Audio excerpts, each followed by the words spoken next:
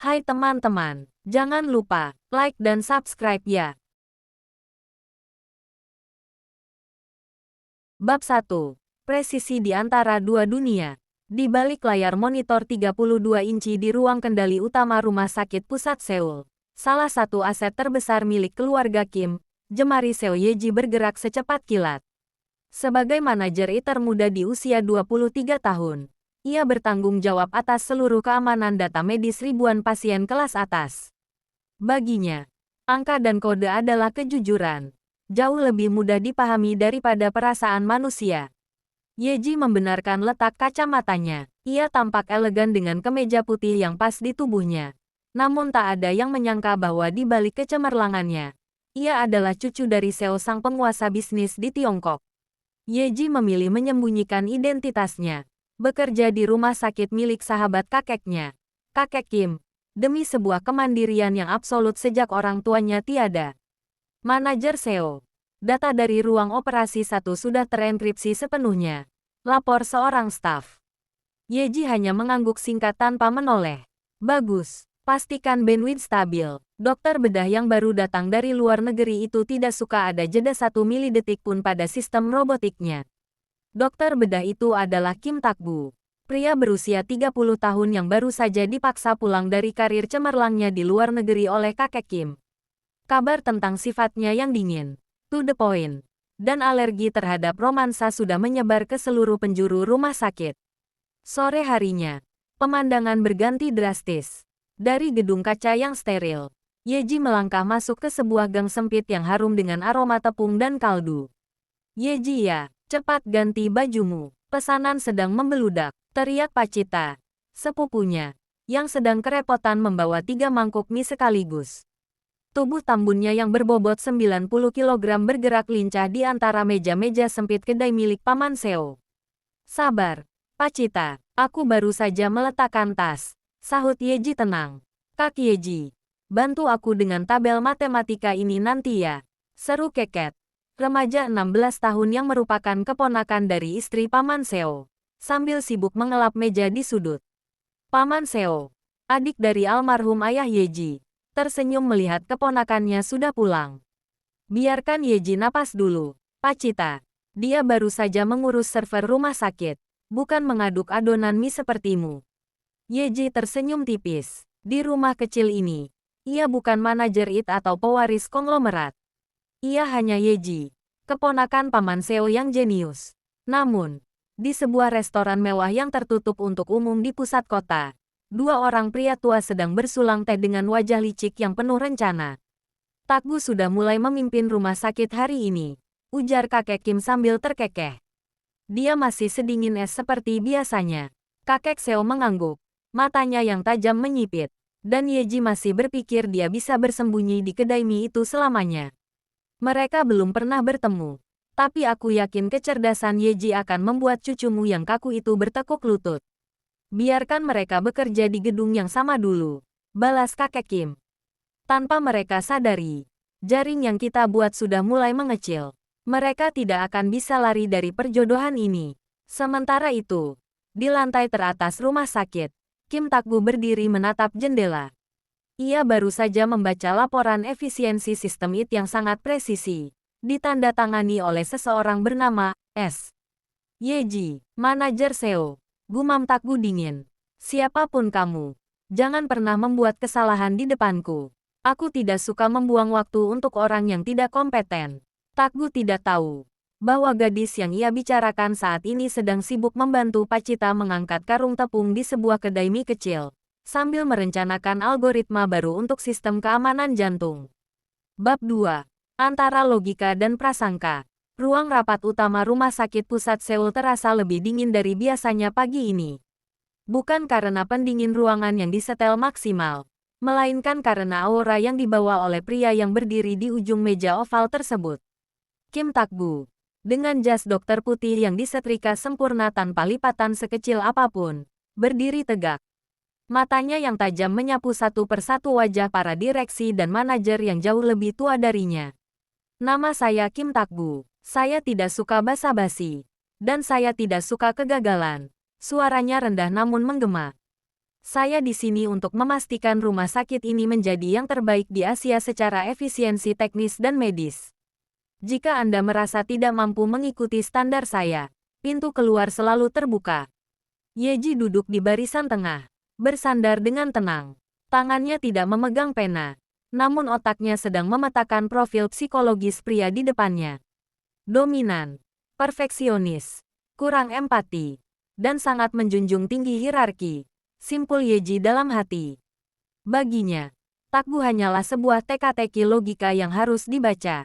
Mari kita mulai dengan infrastruktur digital. Takbu membuka dokumen digital di layar besar. Data menunjukkan efisiensi sistem kita meningkat 40% dalam 6 bulan terakhir. Siapa manajer IT yang bertanggung jawab? Yeji berdiri dengan gerakan yang efisien. Saya, Seo Yeji. Takbu tertegun. Ia menghentikan gerakannya sejenak, menatap gadis muda yang berdiri dengan wajah datar di depannya. Matanya memindai Yeji dari atas ke bawah, kacamata berbingkai tipis, kemeja yang rapi, dan wajah yang terlihat terlalu muda untuk memimpin departemen sepenting IT. Kau, Takbu bertanya. Suaranya penuh nada skeptis. Berapa usiamu? 23 tahun. Jawab Yeji singkat. Takbu mendengus. Sebuah senyum miring yang meremehkan muncul di sudut bibirnya. 23. Ini rumah sakit bertaraf internasional, bukan laboratorium kampus. Bagaimana mungkin posisi sepenting ini diserahkan kepada seseorang yang bahkan mungkin belum selesai belajar cara menangani serangan ransomware tingkat lanjut? Yeji tidak tersinggung. Ia hanya mengernyitkan keningnya sedikit, menatap Takbu seolah pria itu adalah sebuah kode yang mengalami bug. Sebelum Yeji sempat menjawab, manajer HRD segera menginterupsi dengan nada gugup namun tegas. Mohon maaf, Dr. Kim. Nona Seo bukan sembarang manajer. Dia lulusan terbaik dari Massachusetts Institute of Technology (MIT) dalam waktu 2,5 tahun. Dia memegang sertifikasi keamanan siber tingkat tertinggi yang bahkan jarang dimiliki ahli IT senior di negara ini. Sejak dia bergabung, tingkat kebocoran data kita menjadi nol. Takbu hanya mendengus pelan mendengar pembelaan itu. Ia menutup tabletnya dengan suara dentuman kecil. Prestasi di atas kertas tidak menjamin ketenangan di bawah tekanan. Kita lihat saja apakah otakmu secepat sertifikatmu itu. Manajer Seo. Yeji kembali duduk tanpa mengucapkan satu kata pun. Ia tidak merasa perlu membuktikan apapun secara verbal. Namun, di bawah meja, jemarinya mengetuk-ngetuk paha dengan pola tertentu. Sebuah tanda bahwa ia baru saja memasukkan Kim Takbu ke dalam daftar variabel yang perlu diawasi. Di sisi lain kota, sementara itu, di sebuah sudut pasar tradisional, Paman Seo sedang sibuk memotong daging sementara Pacita mengeluh karena harus mencuci tumpukan piring. Ayah, apakah Kak Yeji akan baik-baik saja di rumah sakit itu? Kudengar bos barunya sangat galak, tanya Pacita sambil menyeka keringat. Paman Seo tertawa kecil. Kau mengkhawatirkan Yeji. Seharusnya kau mengkhawatirkan bosnya. Yeji mungkin terlihat diam, tapi dia punya cara sendiri untuk meretas kesombongan orang lain. Keket yang sedang belajar di pojokan menimpali. Benar, Kak Yeji itu seperti komputer super. Sekali dia menemukan celahmu, kau tamat. Tanpa mereka tahu, di kantor pusat Seo Group di Tiongkok, kakek Seo sedang melihat foto Takbu dan Yeji yang sengaja diletakkan berdampingan di mejanya. Pertemuan pertama sudah terjadi, gumamnya dengan senyum misterius. Sekarang, biarkan percikan api itu muncul. Langkah Takbu semakin agresif. Ia seolah ingin melihat di titik mana Yeji akan menyerah dan menangis. Namun, ia belum tahu bahwa Yeji adalah tipe orang yang justru semakin tenang saat ditekan. Bab 3. Ujian tanpa batas. Sudah 3 hari berturut-turut lampu di lantai departemen IT tidak pernah padam. Di tengah ruangan yang sunyi, hanya terdengar suara ketikan mekanis yang ritmis.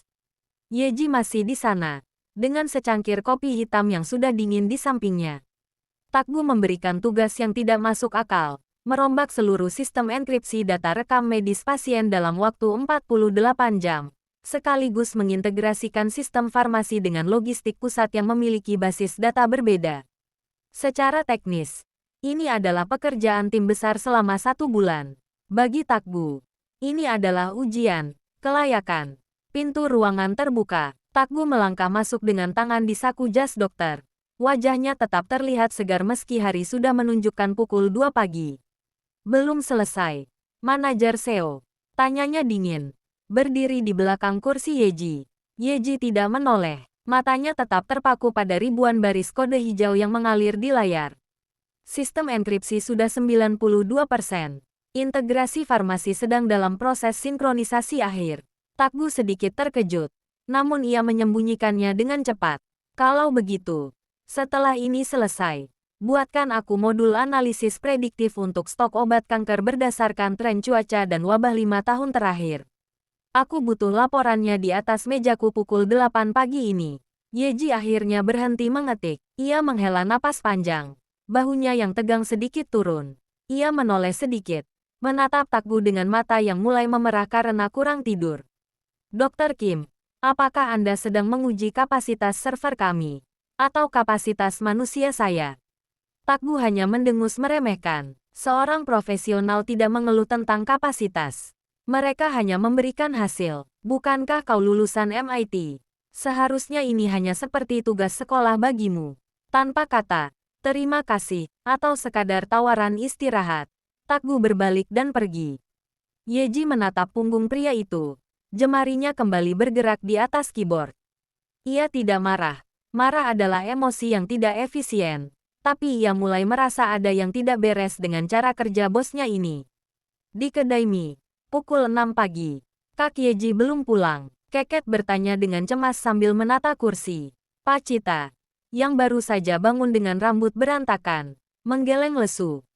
Ponselnya aktif. Tapi dia hanya membalas dengan emoji, jempol.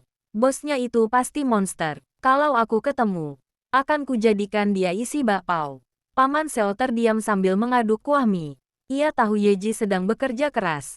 Tapi ia juga tahu cucu kakaknya itu tidak akan membiarkan dirinya ditindas tanpa alasan. Tenanglah. Yeji sedang memetakan sesuatu. Dia tidak pernah melakukan sesuatu tanpa rencana. Kantor direktur. Pukul 8:05 pagi. Takgu masuk ke ruangannya dan menemukan sebuah flash drive berwarna perak di atas mejanya. Di sampingnya, terdapat satu map berisi laporan cetak yang sangat rapi. Ia membukanya. Semua tugas yang ia berikan, tugas yang seharusnya mustahil, diselesaikan dengan sempurna. Bahkan, Yeji menambahkan fitur keamanan tambahan yang belum pernah terpikirkan oleh Takgu sebelumnya. Tepat saat itu, Yeji lewat di depan ruangannya, hendak menuju lift untuk pulang sejenak demi mandi. Takgu keluar dan memanggilnya, "Manajer Seo." Yeji berhenti. Wajahnya pucat namun tetap tenang. "Ya, dokter, laporanmu cukup lumayan, tapi jangan senang dulu. Ini memang sudah menjadi tugas mendasar seorang manajer IT," ujar Takgu datar, tanpa pujian sedikit pun. Yeji hanya menghela napas panjang. Ia menatap Takgu selama 3 detik, lalu berkata, "Saya mengerti. Saya harap dokter juga tidak lupa bahwa sistem terbaik pun butuh waktu untuk ribut agar tidak mengalami sistem crash." "Permisi." Yeji berlalu, meninggalkan Takgu yang terpaku sejenak. Ada sesuatu dalam tatapan Yeji yang membuat Takgu merasa dialah yang sedang dianalisis, bukan sebaliknya. Bab 4. Luka yang terabaikan. Atmosfer di ruang rapat pagi ini terasa seperti bom waktu yang baru saja meledak. Kim Takgu berdiri di kepala meja dengan wajah merah padam. Di depannya, laporan keuangan dan operasional dari divisi logistik berserakan. "Bagaimana mungkin ada selisih stok obat-obatan sebanyak ini dalam satu kuartal?" teriak Takgu. Suaranya menggelegar, membuat beberapa manajer senior menunduk ketakutan. "Kalian semua tidak kompeten. Kerja kalian hanya menghamburkan uang rumah sakit." Dalam kemarahannya yang memuncak, Takgu menyambar tumpukan berkas tebal di meja dan melemparkannya ke arah manajer logistik. Namun, berkas yang melayang itu meleset. Sudut tajam dari tumpukan kertas itu menghantam kening Yeji yang sedang duduk tenang di sisi kiri meja. Plak, keheningan yang memekakkan telinga mendadak menyelimuti ruangan. Berkas itu jatuh ke lantai, disusul oleh tetesan cairan merah kental yang mulai mengalir dari pelipis Yeji. Semua orang di ruangan itu tersentak. Manajer HRD menutup mulutnya dengan tangan. Tampak ngeri. Takgu terpaku. Tangan yang tadinya gemetar karena marah, kini membeku di udara. Matanya menatap luka di kening Yeji. Ada rasa bersalah yang menusuk dadanya seketika. Namun egonya yang setinggi langit menahan kata maaf itu di tenggorokan. Yeji tetap diam. Ia bahkan tidak berkedip. Ia hanya mengangkat tangannya, menyentuh luka itu dengan ujung jari, lalu melihat noda darah di kulitnya dengan tatapan analitis, seolah itu hanyalah data biologis biasa. Rapat belum selesai. Dokter Kim, ujar Yeji datar. Suaranya tidak bergetar sedikit pun. Silakan dilanjutkan. Takgu mendengus, berusaha menutupi keguncangan batinnya. Rapat selesai. Kalian semua keluar. Bereskan kekacauan ini, teriaknya. Meski intensitasnya sudah jauh berkurang. Saat orang-orang berhamburan keluar dengan cemas, Takgu segera memanggil seorang perawat senior di lorong. Kau, ambil peralatan medis. Obati luka manajer It di dalam. Perintahnya ketat. Lalu ia melangkah masuk ke ruangannya sendiri dan membanting pintu. Di dalam ruang rapat yang kini kosong, Yeji masih duduk di kursinya, menatap layar laptop yang mulai meredup. Perawat itu masuk dengan tergesa-gesa membawa kotak P3K. Nona Seo, mari saya bersihkan lukanya. Dokter Kim yang meminta saya. Yeji berdiri sebelum perawat itu sempat mendekat. Tidak perlu, terima kasih. Tolaknya singkat. Tapi Nona, ini cukup dalam. Bisa meninggalkan bekas.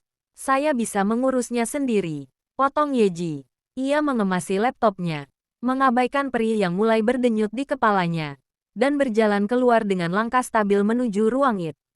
Baginya, luka fisik jauh lebih mudah diobati daripada sistem yang rusak. Dan saat ini, Kim Takgu adalah sistem paling rusak yang pernah ia temui. Di ruang direktur, Takgu berdiri di balik jendela besar. Namun pikirannya tidak pada pemandangan kota. Ia terus melihat noda darah di jari Yeji dalam ingatannya.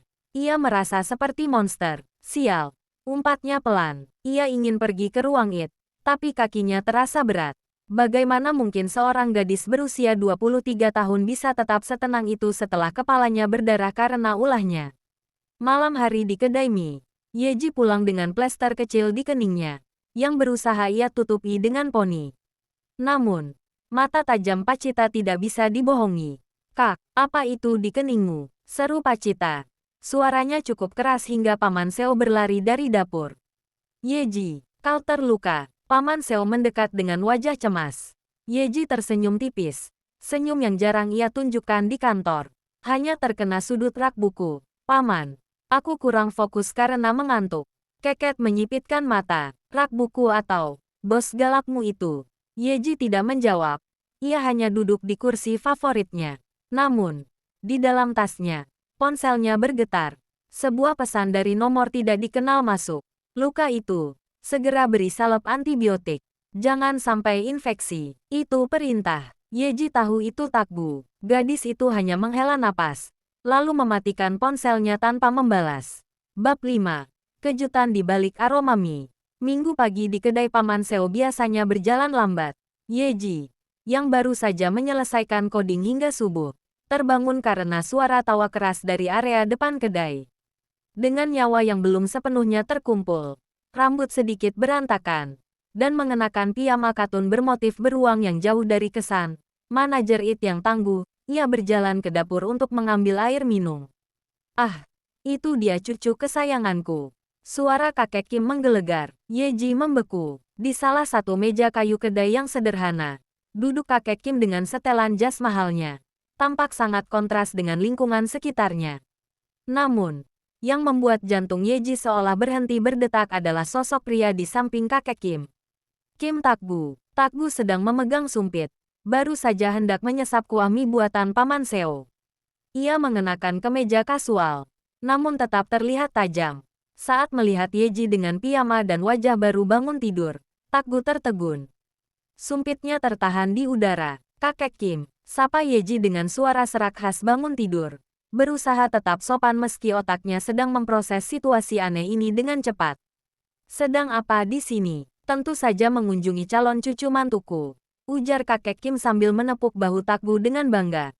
Takgu ya, perkenalkan, ini Seo Yeji. Gadis jenius yang kuceritakan itu. Dia adalah calon istrimu. Uhuk. Takgu langsung tersedak kuah mie yang panas. Wajahnya yang biasanya pucat seketika berubah merah padam. Ia terbatuk-batuk sambil meraih gelas air. Matanya menatap kakeknya dengan tatapan tidak percaya. "Kakek, apa yang kau bicarakan?" seru Takgu setelah berhasil mengatur napasnya. Suaranya naik 1 oktav. Di sisi lain, mata Yeji membelalak lebar. Ketenangan yang biasanya ia miliki runtuh seketika. "Tidak, saya tidak mau," jawab Yeji dengan refleks. Suaranya tegas meski ia masih memakai piyama beruang. Suasana kedai mendadak sunyi. Paman Seo yang sedang memotong sayur di belakang konter pun ikut terhenti. Pacita, yang sedang membawa nampan, hampir menjatuhkannya karena kaget. Yeji segera menyadari bahwa reaksinya mungkin terlalu kasar di depan sahabat kakeknya. Ia membungkuk sedikit. Wajahnya merona karena malu sekaligus kesal. "Maaf, Kakek Kim, saya sedang tidak sehat. Saya permisi dulu." Tanpa menunggu jawaban, Yeji berbalik dan berlari naik ke lantai 2 rumah Paman Seo dengan langkah 1000. Takgu masih terpaku di kursinya. Pikirannya kacau. Gadis berpajama beruang yang baru saja menolaknya mentah-mentah itu adalah manajer IT yang ia tekan habis-habisan di kantor. Gadis yang keningnya terluka karena lemparan berkasnya. Lihat itu. Kakek Kim terkekeh. Seolah tidak terganggu dengan penolakan Yeji. Dia punya karakter. Bukan. Tidak seperti wanita-wanita yang mengejarmu hanya karena uang. Ini konyol. Gumam Takgu. Suaranya kembali dingin meski jantungnya masih berdegup kencang karena kaget. Ia meletakkan sumpitnya. Kehilangan selera makan. "Aku tidak akan setuju dengan perjodohan kuno ini, Kek." Namun, jauh di lubuk hatinya, Takgu tidak bisa menghapus bayangan Yeji tadi. Tanpa kacamata, tanpa kemeja kantor yang kaku, gadis itu terlihat berbeda. Sangat manusiawi. Sementara itu, di dalam kamarnya, Yeji menyandarkan punggungnya di pintu yang tertutup rapat. Jantungnya berpacu. Ia baru saja menyadari satu hal yang mengerikan.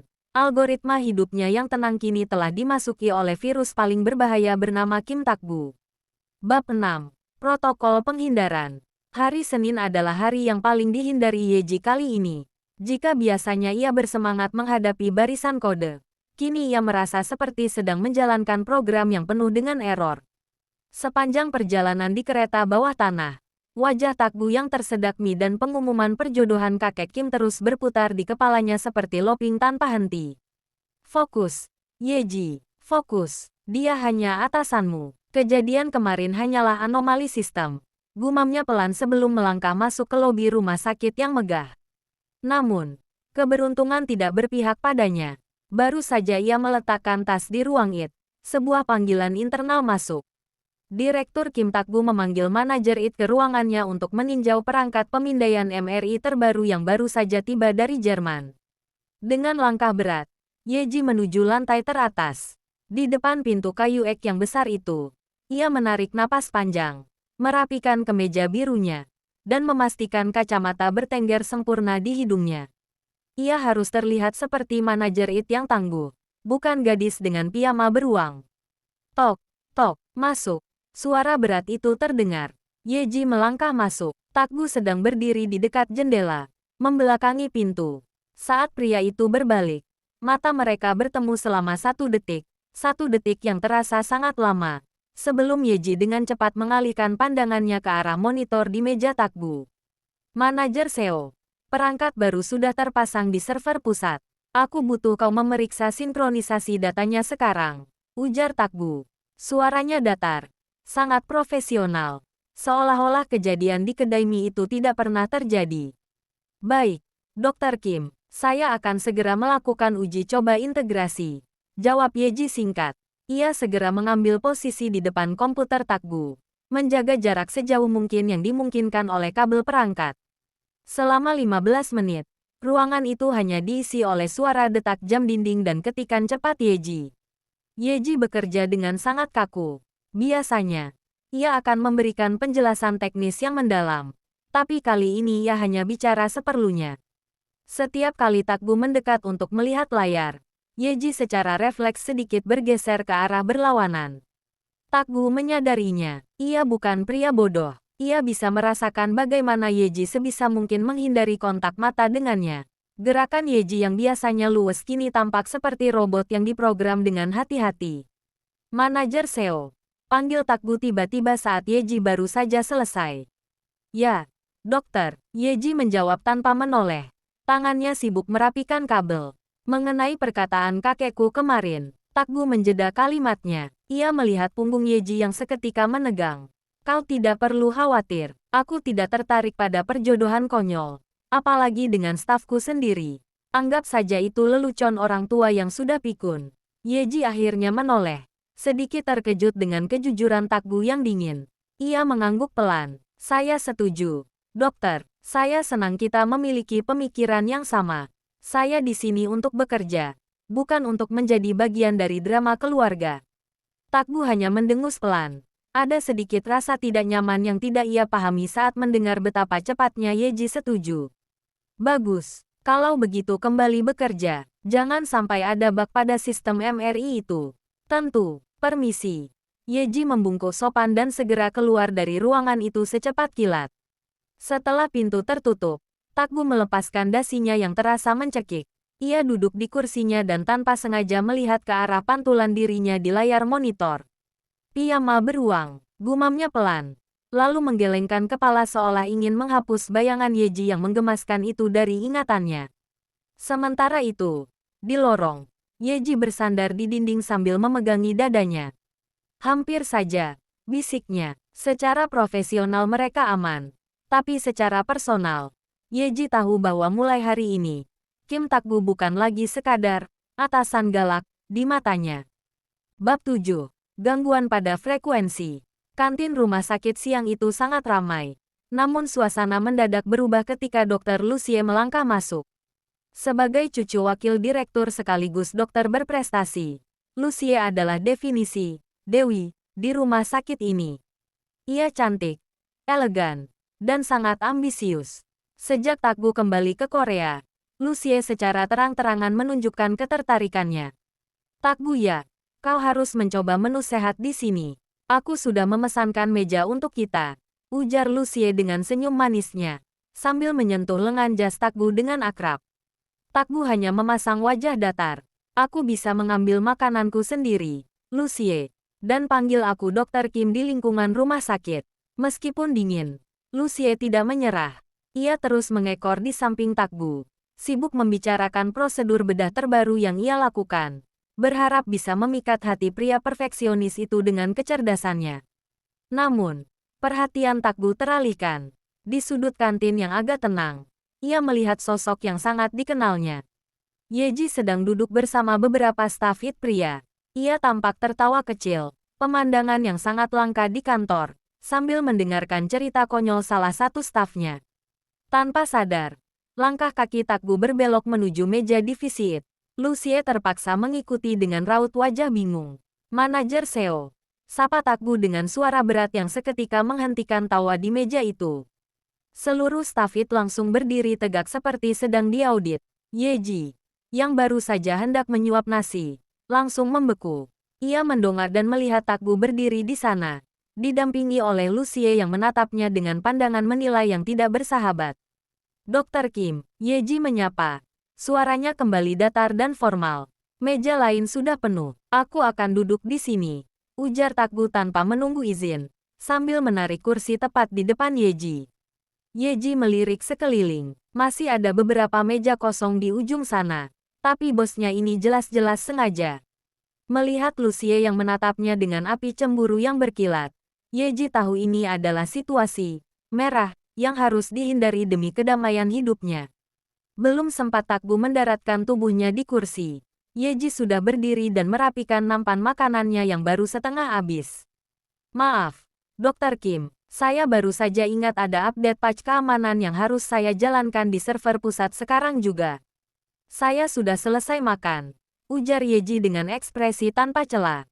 Ia mengangguk sopan pada Lucie, yang terlihat lega, lalu berjalan pergi tanpa menoleh lagi. Staf IT lainnya yang bingung hanya bisa ikut pamit dan mengekor di belakang manajer mereka.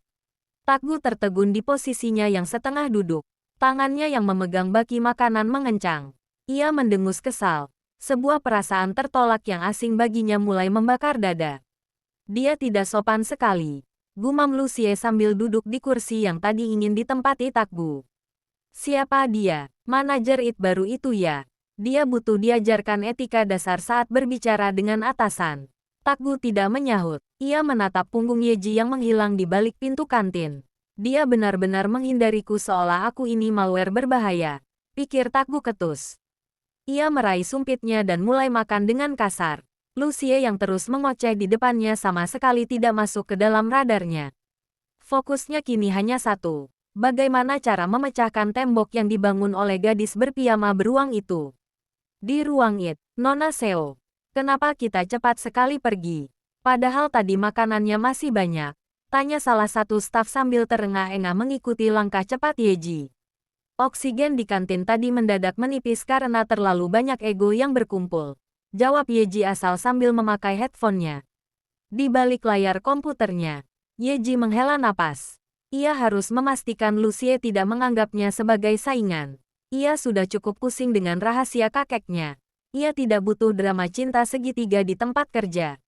Namun, jauh di sudut hatinya, ada sedikit rasa kesal saat melihat tangan Lucie menyentuh lengan Takgu tadi. Bab 8. Algoritma yang berubah. Restoran fine dining di lantai teratas Hotel Bintang 5 itu memiliki pemandangan kota yang luar biasa. Namun bagi Yeji, atmosfernya terasa sangat menjebak. Demi memenuhi permintaan kakek Seo, yang jarang sekali meminta sesuatu darinya, Yeji setuju untuk menanggalkan seragam tempur IT-nya. Malam itu, Yeji tampil berbeda. Ia mengenakan dress kasual berwarna emerald yang menonjolkan kulit putih susunya.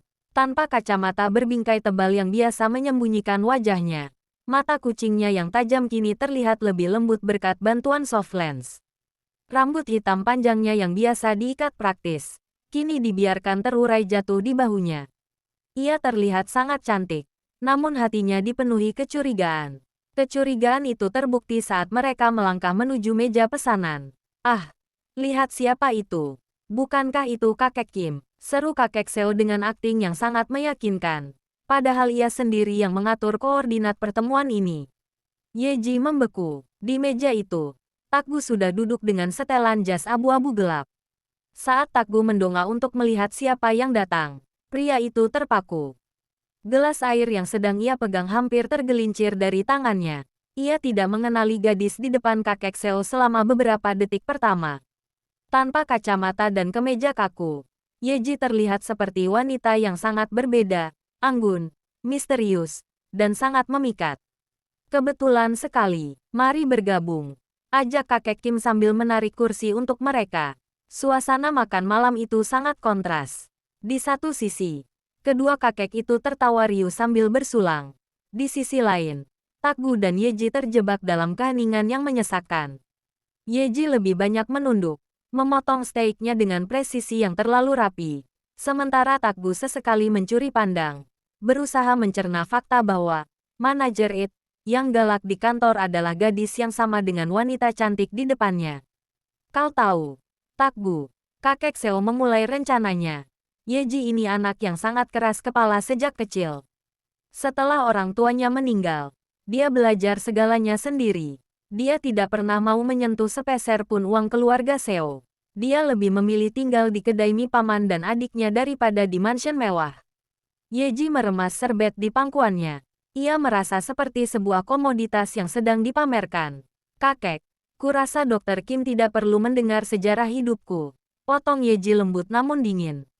Mengapa tidak? Sahut Takgu tiba-tiba. Suaranya tidak sedingin biasanya. Aku cukup tertarik mendengar bagaimana seorang cucu konglomerat terkaya di Tiongkok bisa berakhir menjadi teknisi IT yang sering tidur di kantor. Yeji mendongak. Matanya bertemu dengan mata Takgu. Ada kilatan rasa ingin tahu di mata pria itu. Bukan lagi ejekan. Itu karena saya lebih suka membangun sesuatu dari nol daripada hanya menerima hasil dari orang lain. Dr. Kim, jawab Yeji tenang. Sama seperti Anda yang memilih belajar bedah di luar negeri daripada hanya duduk di kursi direktur karena nama keluarga Anda. Kedua kakek itu saling lirik dan tersenyum puas. Percikan yang mereka harapkan mulai terlihat. Sepanjang sisa makan malam, Yeji tetap diam dan tertunduk. Fokus pada makanannya seolah-olah itu adalah barisan kode yang paling menarik di dunia. Ia merasa tidak nyaman dengan tatapan Takgu yang kini terus-menerus mengarah padanya. Tatapan yang tidak lagi menganggapnya sebagai anak magang atau malware, melainkan sebagai seorang wanita. Saat mereka berpamitan di lobi, Takgu mendekati Yeji yang sedang menunggu mobil kakeknya. Manajer Seo, panggil Takgu pelan. Yeji menoleh. Rambutnya tertiup angin malam. Ya, Takgu terdiam sejenak, melihat mata Yeji tanpa kacamata untuk pertama kalinya dari jarak dekat. Besok di kantor, pakai kacamatamu lagi. Yeji mengernyit. Kenapa? Apa Anda tidak suka melihat saya seperti ini? Bukan. Jawab Takgu singkat, lalu berbalik menuju mobilnya sendiri. Hanya saja, wajahmu yang sekarang terlalu banyak mengalihkan perhatian. Yeji berdiri mematung di trotoar. Pipinya mendadak terasa panas. Ia tidak tahu apakah itu pujian atau sekadar kritik teknis dari bosnya yang aneh itu. Permainan Takgu mulai berubah. Jika sebelumnya ia ingin menjatuhkan mental Yeji, kini ia menggunakan kekuasaannya sebagai direktur untuk menciptakan alasan agar Yeji tetap berada dalam jangkauan pandangannya. Bab 9. Gangguan sinyal. Pagi itu, meja Yeji sudah dipenuhi dengan tumpukan berkas audit keamanan sistem yang baru. Takgu memberikan instruksi bahwa ia ingin laporan itu diperbarui setiap 2 jam secara tatap muka di ruangannya. Satu tugas belum diverifikasi. Dia sudah minta pembaruan lagi. Apa otaknya sedang mengalami lag? Umpat Yeji dalam hati sambil menatap tumpukan data di layarnya. Ia merasa seperti sedang dikejar oleh algoritma yang tidak efisien. Namun, di tengah kepenatan itu, ponselnya bergetar. Sebuah nama muncul di layar, Jack. Halo, Yeji ya, aku sedang ada jadwal di rumah sakitmu untuk konsultasi antar divisi. Makan siang bersama. Ya, aku tidak menerima penolakan. Suara ceria di seberang telepon membuat ketegangan di bahu Yeji sedikit mengendur. Jack adalah dokter spesialis kandungan yang tampan, ramah, dan merupakan teman SMA Yeji. Bagi Yeji, Jack adalah tempat sampah untuk segala keluh kesahnya tentang dunia IT yang kaku. Bagi Jack, Yeji adalah gadis yang sudah lama ia cintai dalam diam. Di kantin rumah sakit, Takgu melangkah masuk ke kantin dengan niat awal ingin memantau kinerja manajer IT-nya. Namun, langkahnya terhenti saat melihat Yeji duduk di meja tengah. Ia tidak sendirian. Yeji sedang tertawa lepas, sesuatu yang hampir tidak pernah ia lakukan di depan Takgu. Di hadapannya, seorang pria dengan jas dokter bernama Jack sedang memotongkan daging di piring Yeji dengan sangat perhatian. Mereka tampak sangat serasi dan akrab. Takgu berdiri mematung di dekat barisan minuman. Dadanya terasa sesak, seolah-olah sistem pernapasannya sedang mengalami error parah. Dokter Kim, Anda ingin memesan sesuatu? Tanya pelayan kantin, membuyarkan lamunan Takgu. Tidak jadi. Jawab Takgu ketus. Matanya masih tertuju pada tangan Jack yang sesekali menepuk kepala Yeji dengan gemas. Takgu mendengus keras. Siapa dokter itu? Kenapa dia menyentuh kepala stafku sembarangan? Itu sangat tidak higienis dan tidak profesional, pikir Takgu. Mencoba mencari alasan logis untuk rasa panas yang membakar hatinya. Ia menyangkal habis-habisan bahwa perasaan itu adalah cemburu. Baginya, cemburu adalah emosi rendahan yang tidak ada dalam kamus Kim Takgu. Sore harinya di ruang direktur, Yeji masuk ke ruangan Takgu untuk menyerahkan laporan 2 jamannya. Wajahnya terlihat jauh lebih segar setelah makan siang dengan Jack. Ini laporan audit pukul 4. Dokter Kim, ujar Yeji sambil meletakkan map. Takgu tidak langsung mengambil map itu. Ia menyandarkan punggungnya di kursi kebesarannya, menatap Yeji dengan tatapan yang sulit diartikan. Makan siangmu lama sekali hari ini, manajer Seo. Apakah efisiensi kerjamu menurun karena terlalu banyak mengobrol dengan dokter kandungan itu? Tanya Takgu. Suaranya terdengar sangat sarkastik. Yeji mengernyitkan dahi. Saya mengambil jam istirahat saya secara sah, dokter. Dan Jack adalah teman lama saya. Apa ada masalah dengan itu? Jack. Takgu mengulang nama itu dengan nada mengejek. Nama yang sangat tidak orisinal. Pastikan temanmu itu tidak mengganggu jam kerjamu. Rumah sakit ini bukan tempat untuk reuni sekolah. Yeji menghela napas panjang. Merasa perilaku bosnya semakin hari semakin tidak masuk akal. Jika tidak ada lagi masalah teknis yang perlu dibahas, saya permisi. Masih banyak tugas yang dokter berikan yang harus saya selesaikan. Saat Yeji berbalik, Takgu tanpa sadar bergumam pelan. Cukup keras untuk didengar Yeji.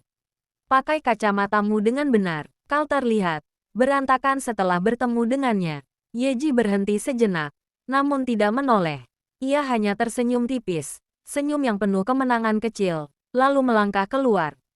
Ia mulai menyadari bahwa Direktur Kim yang kaku ini ternyata sangat mudah dibaca ketika sedang kesal.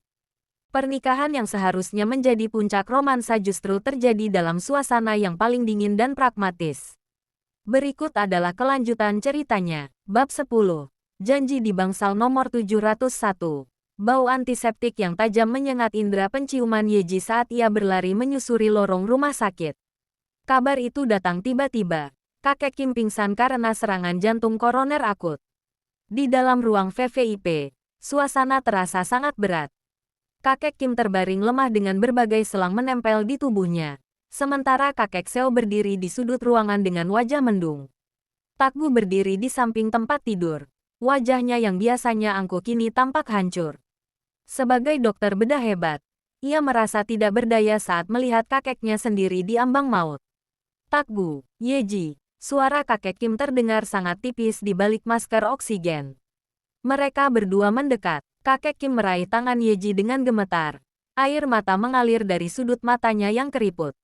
Kakek, mungkin tidak punya banyak waktu. Satu-satunya keinginanku sebelum menutup mata adalah melihat kalian menjadi satu keluarga. Menikahlah. Sekarang juga. Yeji mematung. Otak jeniusnya mencoba mencari jalan keluar logis. Namun melihat air mata pria tua yang sudah seperti kakeknya sendiri itu, logikanya lumpuh. Ia melirik Takgu. Pria itu menunduk. Bahunya bergetar. Baik, Kek, kami akan melakukannya. Suara Takgu terdengar parau. 1 jam kemudian, sebuah prosesi paling sederhana dalam sejarah dua dinasti konglomerat itu terjadi. Tanpa gaun sutra, tanpa dekorasi bunga, dan tanpa pesta mewah. Yeji hanya mengenakan kemeja kerjanya yang agak kusut, dan Takgu masih mengenakan jas dokternya. Di hadapan petugas catatan sipil yang dipanggil mendadak dan di bawah tatapan haru kedua kakek, mereka mengucapkan janji pernikahan. Dengan ini, kalian resmi menjadi suami istri. Suara itu terdengar seperti vonis bagi Yeji. Saat ia menandatangani surat pernikahan, ia merasa seolah sedang menandatangani kode program yang paling rumit dalam hidupnya. Malam setelah pernikahan, setelah kondisi kakek Kim stabil, Yeji memutuskan untuk tetap pulang ke rumah Paman Seo. Ia tidak tahu bagaimana harus bersikap. Takgu pun tidak menahannya. Kau mau pulang? Tanya Takgu saat mereka berdiri di lobi rumah sakit yang sudah sepi. Iya, Paman Seo dan Pacita pasti menungguku. Lagi pula, status kita di kantor tetap sama. Bukan? Jawab Yeji. Menghindari kontak mata, Takgu terdiam sejenak. Ia melihat cincin emas putih yang melingkar di jari manis Yeji. Satu-satunya benda yang menandakan mereka sudah menikah. Ya, tidak ada yang berubah. Kita hanya melakukan ini untuk kakek. Baguslah. Sahut Yeji singkat. Ia membungkuk sopan. Kebiasaan profesional yang sulit dihilangkan. Lalu berjalan menuju halte bus. Di kedai mie, menikah. Teriak Pacita hingga hampir menjatuhkan panci besar. Kak Yeji. Kau gila. Menikah di rumah sakit, tanpa pesta, tanpa makanan. Paman Seo duduk di meja makan dengan wajah campur aduk. Ia senang Yeji memiliki pelindung. Tapi ia sedih keponakannya harus menikah dalam keadaan tertekan. Yeji ya, apa kau akan pindah ke rumah suamimu? Yeji menggeleng sambil menyeruput teh hangatnya. Tidak, Paman, aku tetap tinggal di sini. Kami sepakat untuk menjalani hidup masing-masing. Pernikahan ini hanya di atas kertas untuk menenangkan kakek Kim. Keket, yang biasanya ceria, hanya menatap kakaknya dengan iba. Tapi kak, di catatan sipil, kalian sudah sah. Di mata hukum, dia adalah suamimu. Yeji terdiam. Ia melihat layar laptopnya yang menampilkan barisan kode. Selama ini ia merasa bisa meretas apa saja. Tapi ia baru menyadari bahwa ia tidak bisa meretas takdir. Di sisi lain kota, di apartemen mewahnya yang dingin, Takgu duduk di sofa sambil memutar-mutar cincin di jarinya. Ia teringat wajah Yeji saat mengucapkan janji tadi. Wajah yang pasrah namun tetap tegar.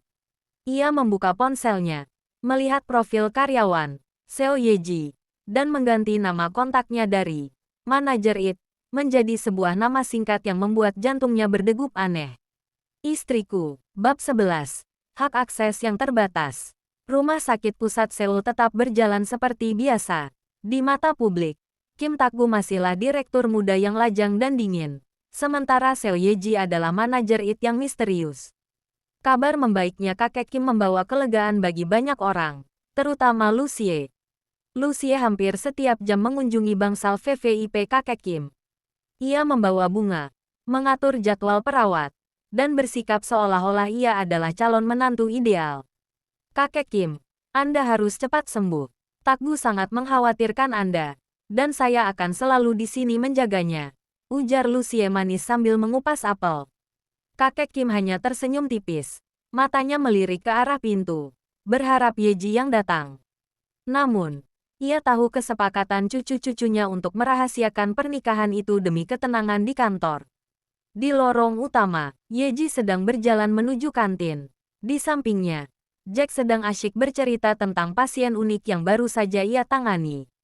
Jack tertawa, dan tanpa sadar ia merangkul bahu Ye-ji dengan santai.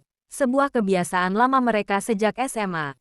Ye-ji ya, kau harus ikut denganku ke pameran teknologi akhir pekan ini. Ada sistem AI medis terbaru yang... Langkah mereka terhenti. Di seberang lorong, Kim Tak-gu berdiri diam dengan tangan terbenam di saku jas dokternya. Matanya yang tajam tertuju tepat pada tangan Jack yang berada di bahu Ye-ji. Aura di sekitar Tak-gu mendadak berubah menjadi sangat mencekam. Seolah-olah suhu di lorong itu turun drastis. Ye-ji segera melepaskan diri dari rangkulan Jack, merasa ada sesuatu yang tidak beres. Tak-gu tidak menyapa. Ia hanya membalikkan badan dan berjalan pergi dengan langkah cepat yang terlihat sangat gusar. Ada apa dengan direktur itu? Wajahnya mengerikan sekali. Gumam Jack sambil menggaruk tengkuknya yang tidak gatal. Ye-ji tidak menjawab. Ia tahu bahwa sistem Tak-gu baru saja mengalami gangguan besar. Ruang direktur, manajer Seo. Ke ruanganku sekarang. Suara Tak-gu di interkom terdengar sangat dingin dan otoriter. Ye-ji masuk ke ruangan itu beberapa menit kemudian. Ia menemukan Tak-gu sedang berdiri menghadap jendela, memunggungi pintu. Suasana di dalam ruangan terasa berat, penuh dengan kata-kata yang tertahan. Ada masalah dengan sistem, Dr. Kim? Tanya Ye-ji profesional. Tak-gu berbalik. Ia berjalan mendekati Ye-ji hingga jarak mereka hanya tersisa beberapa jengkal. Ya, ada masalah besar dengan sistem. Sistem harga diri. Desis Tak-gu. Ye-ji mengernyit. Saya tidak mengerti. Status kita memang hanya di atas kertas. Ye-ji ya, ujar Tak-gu. Menggunakan nama aslinya, bukan gelarnya. Kita sepakat menjalani hidup masing-masing. Tapi, secara hukum, kau adalah istriku, dan aku adalah suamimu. Tak-gu melangkah satu langkah lagi, membuat Ye-ji terpaksa mundur hingga punggungnya menyentuh pintu yang sudah terkunci. Aku tidak mau melihatmu bersikap terlalu akrab dengan lelaki lain di depan publik. Terutama dokter kandungan itu. Hormati pernikahan ini. Meskipun kau menganggapnya tidak nyata. Ye-ji menghela napas panjang. Ia menatap mata Tak-gu yang berkilat penuh emosi. Sesuatu yang jauh dari logika medis yang biasa pria itu agungkan. Dr. Kim, sahut Ye-ji dengan suara tenang yang membuat Tak-gu sedikit goyah. Jack adalah teman saya, tapi jika itu mengganggu kenyamanan Anda sebagai suami di atas kertas, saya akan menjaga jarak di lingkungan rumah sakit. Ye-ji tidak membantah, bukan karena ia takut, tapi karena ia melihat ada luka dan kecemburuan yang jujur di mata Tak-gu. Sebagai seorang jenius, Ye-ji tahu bahwa berdebat dengan orang yang sedang cemburu adalah tindakan yang tidak efisien. Hanya itu, tanya Tak-gu, seolah belum puas dengan jawaban singkat Ye-ji. Ya, dan saya harap Anda juga melakukan hal yang sama dengan Dr. Lucie. Tambah Ye-ji datar sebelum meraih gagang pintu. Keadilan adalah dasar dari setiap kesepakatan, bukan? Ye-ji keluar dari ruangan, meninggalkan Tak-gu yang terpaku. Pria itu menyentuh dadanya yang berdegup kencang. Ia meminta Ye-ji menghormati pernikahan. Tapi ia sendiri sadar bahwa ia mulai menginginkan lebih dari sekadar penghormatan di atas kertas. Malam minggu di kedai mie Paman Seo terasa jauh lebih ramai dari biasanya.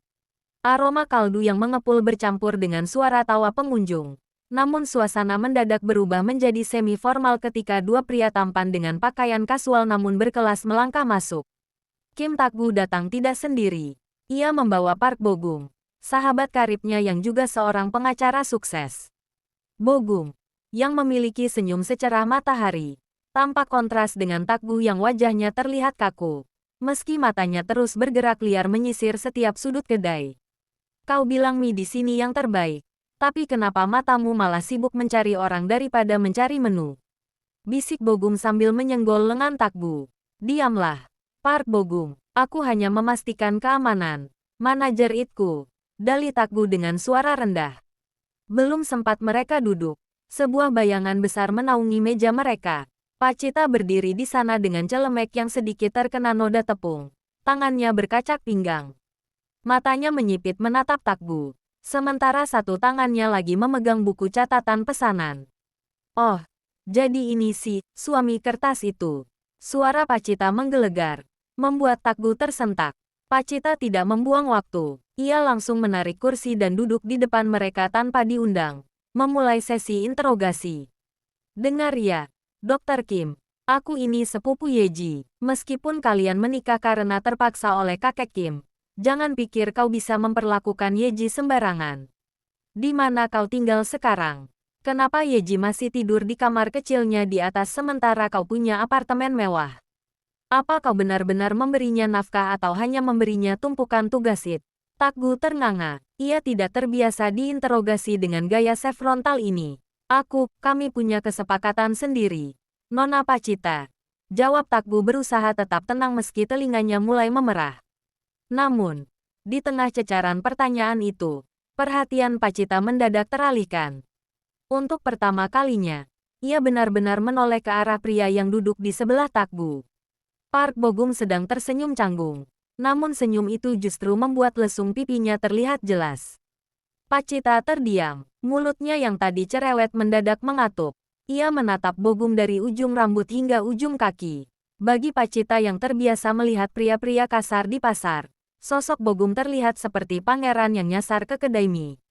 Dan, siapa pria tampan bersenyum malaikat ini? Tanya Pacita dengan nada suara yang tiba-tiba berubah menjadi lembut, hampir seperti berbisik. Matanya tidak berkedip, menatap Bo-gung dengan binar-binar kekaguman yang tidak disembunyikan. Bo-gung mengulurkan tangan dengan ramah. Halo, saya Park Bo-gung, teman Tak-gu. Senang bertemu denganmu, Nona.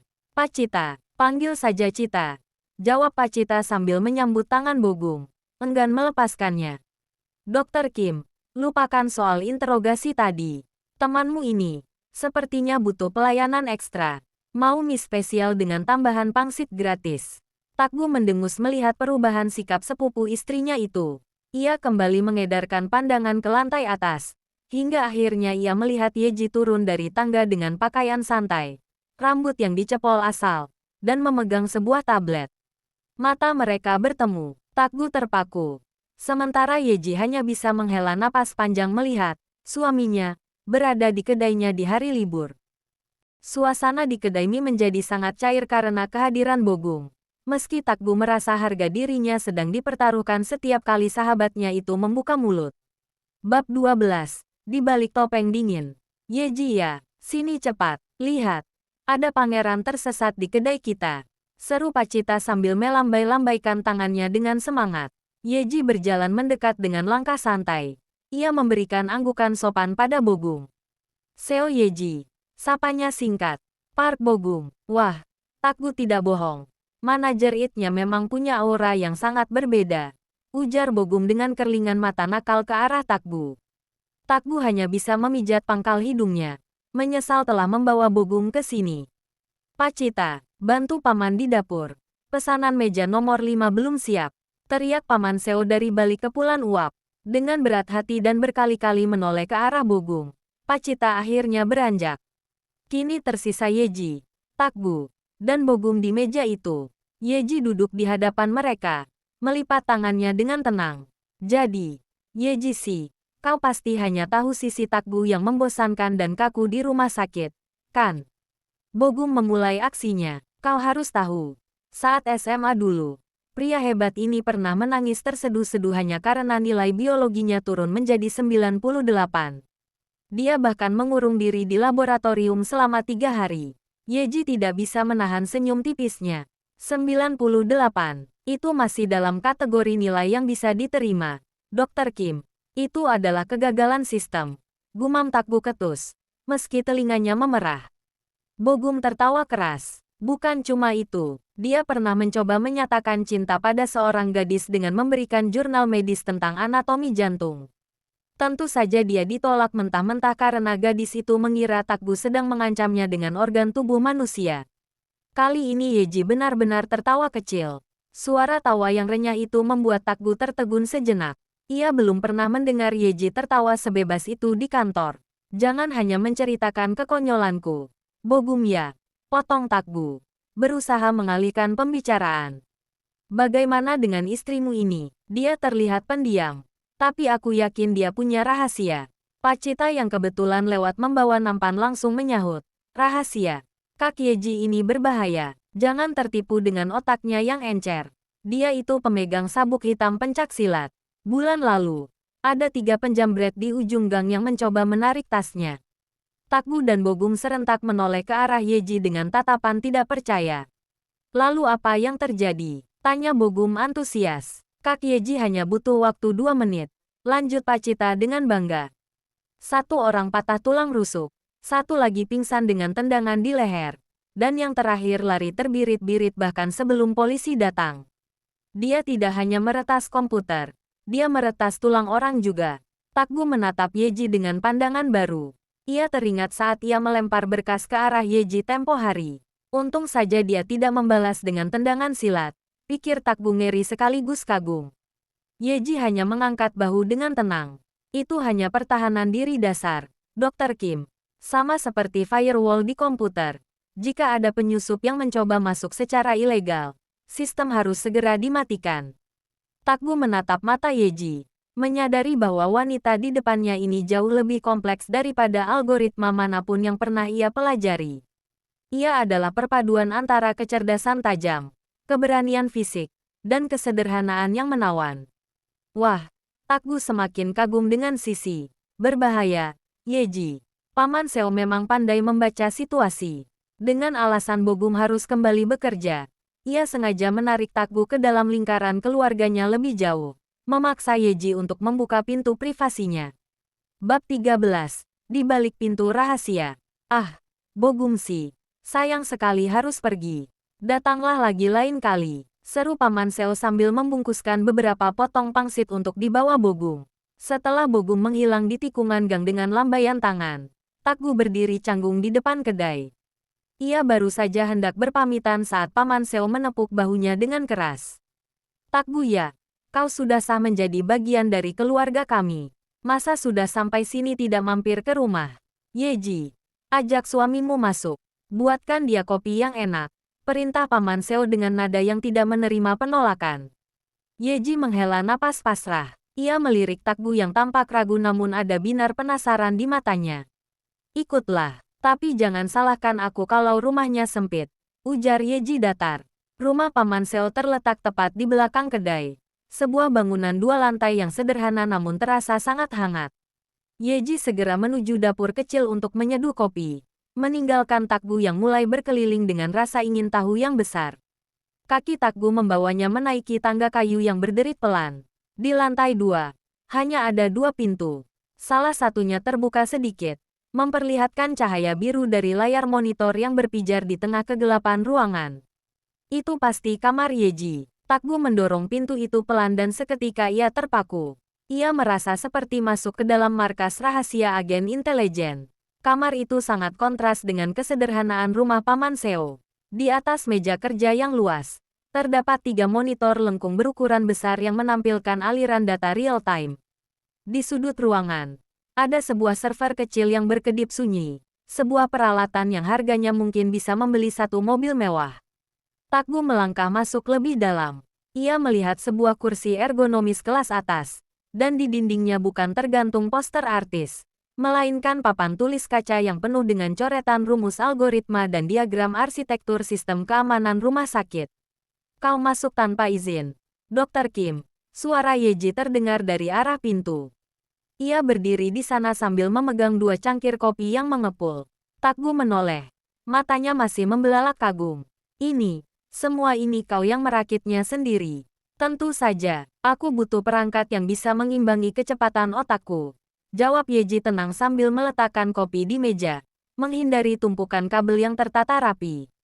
Takgu mendekati meja kerja itu, melihat salah satu layar yang menampilkan sistem pemantauan suhu dan keamanan kedai mie di bawah secara otomatis.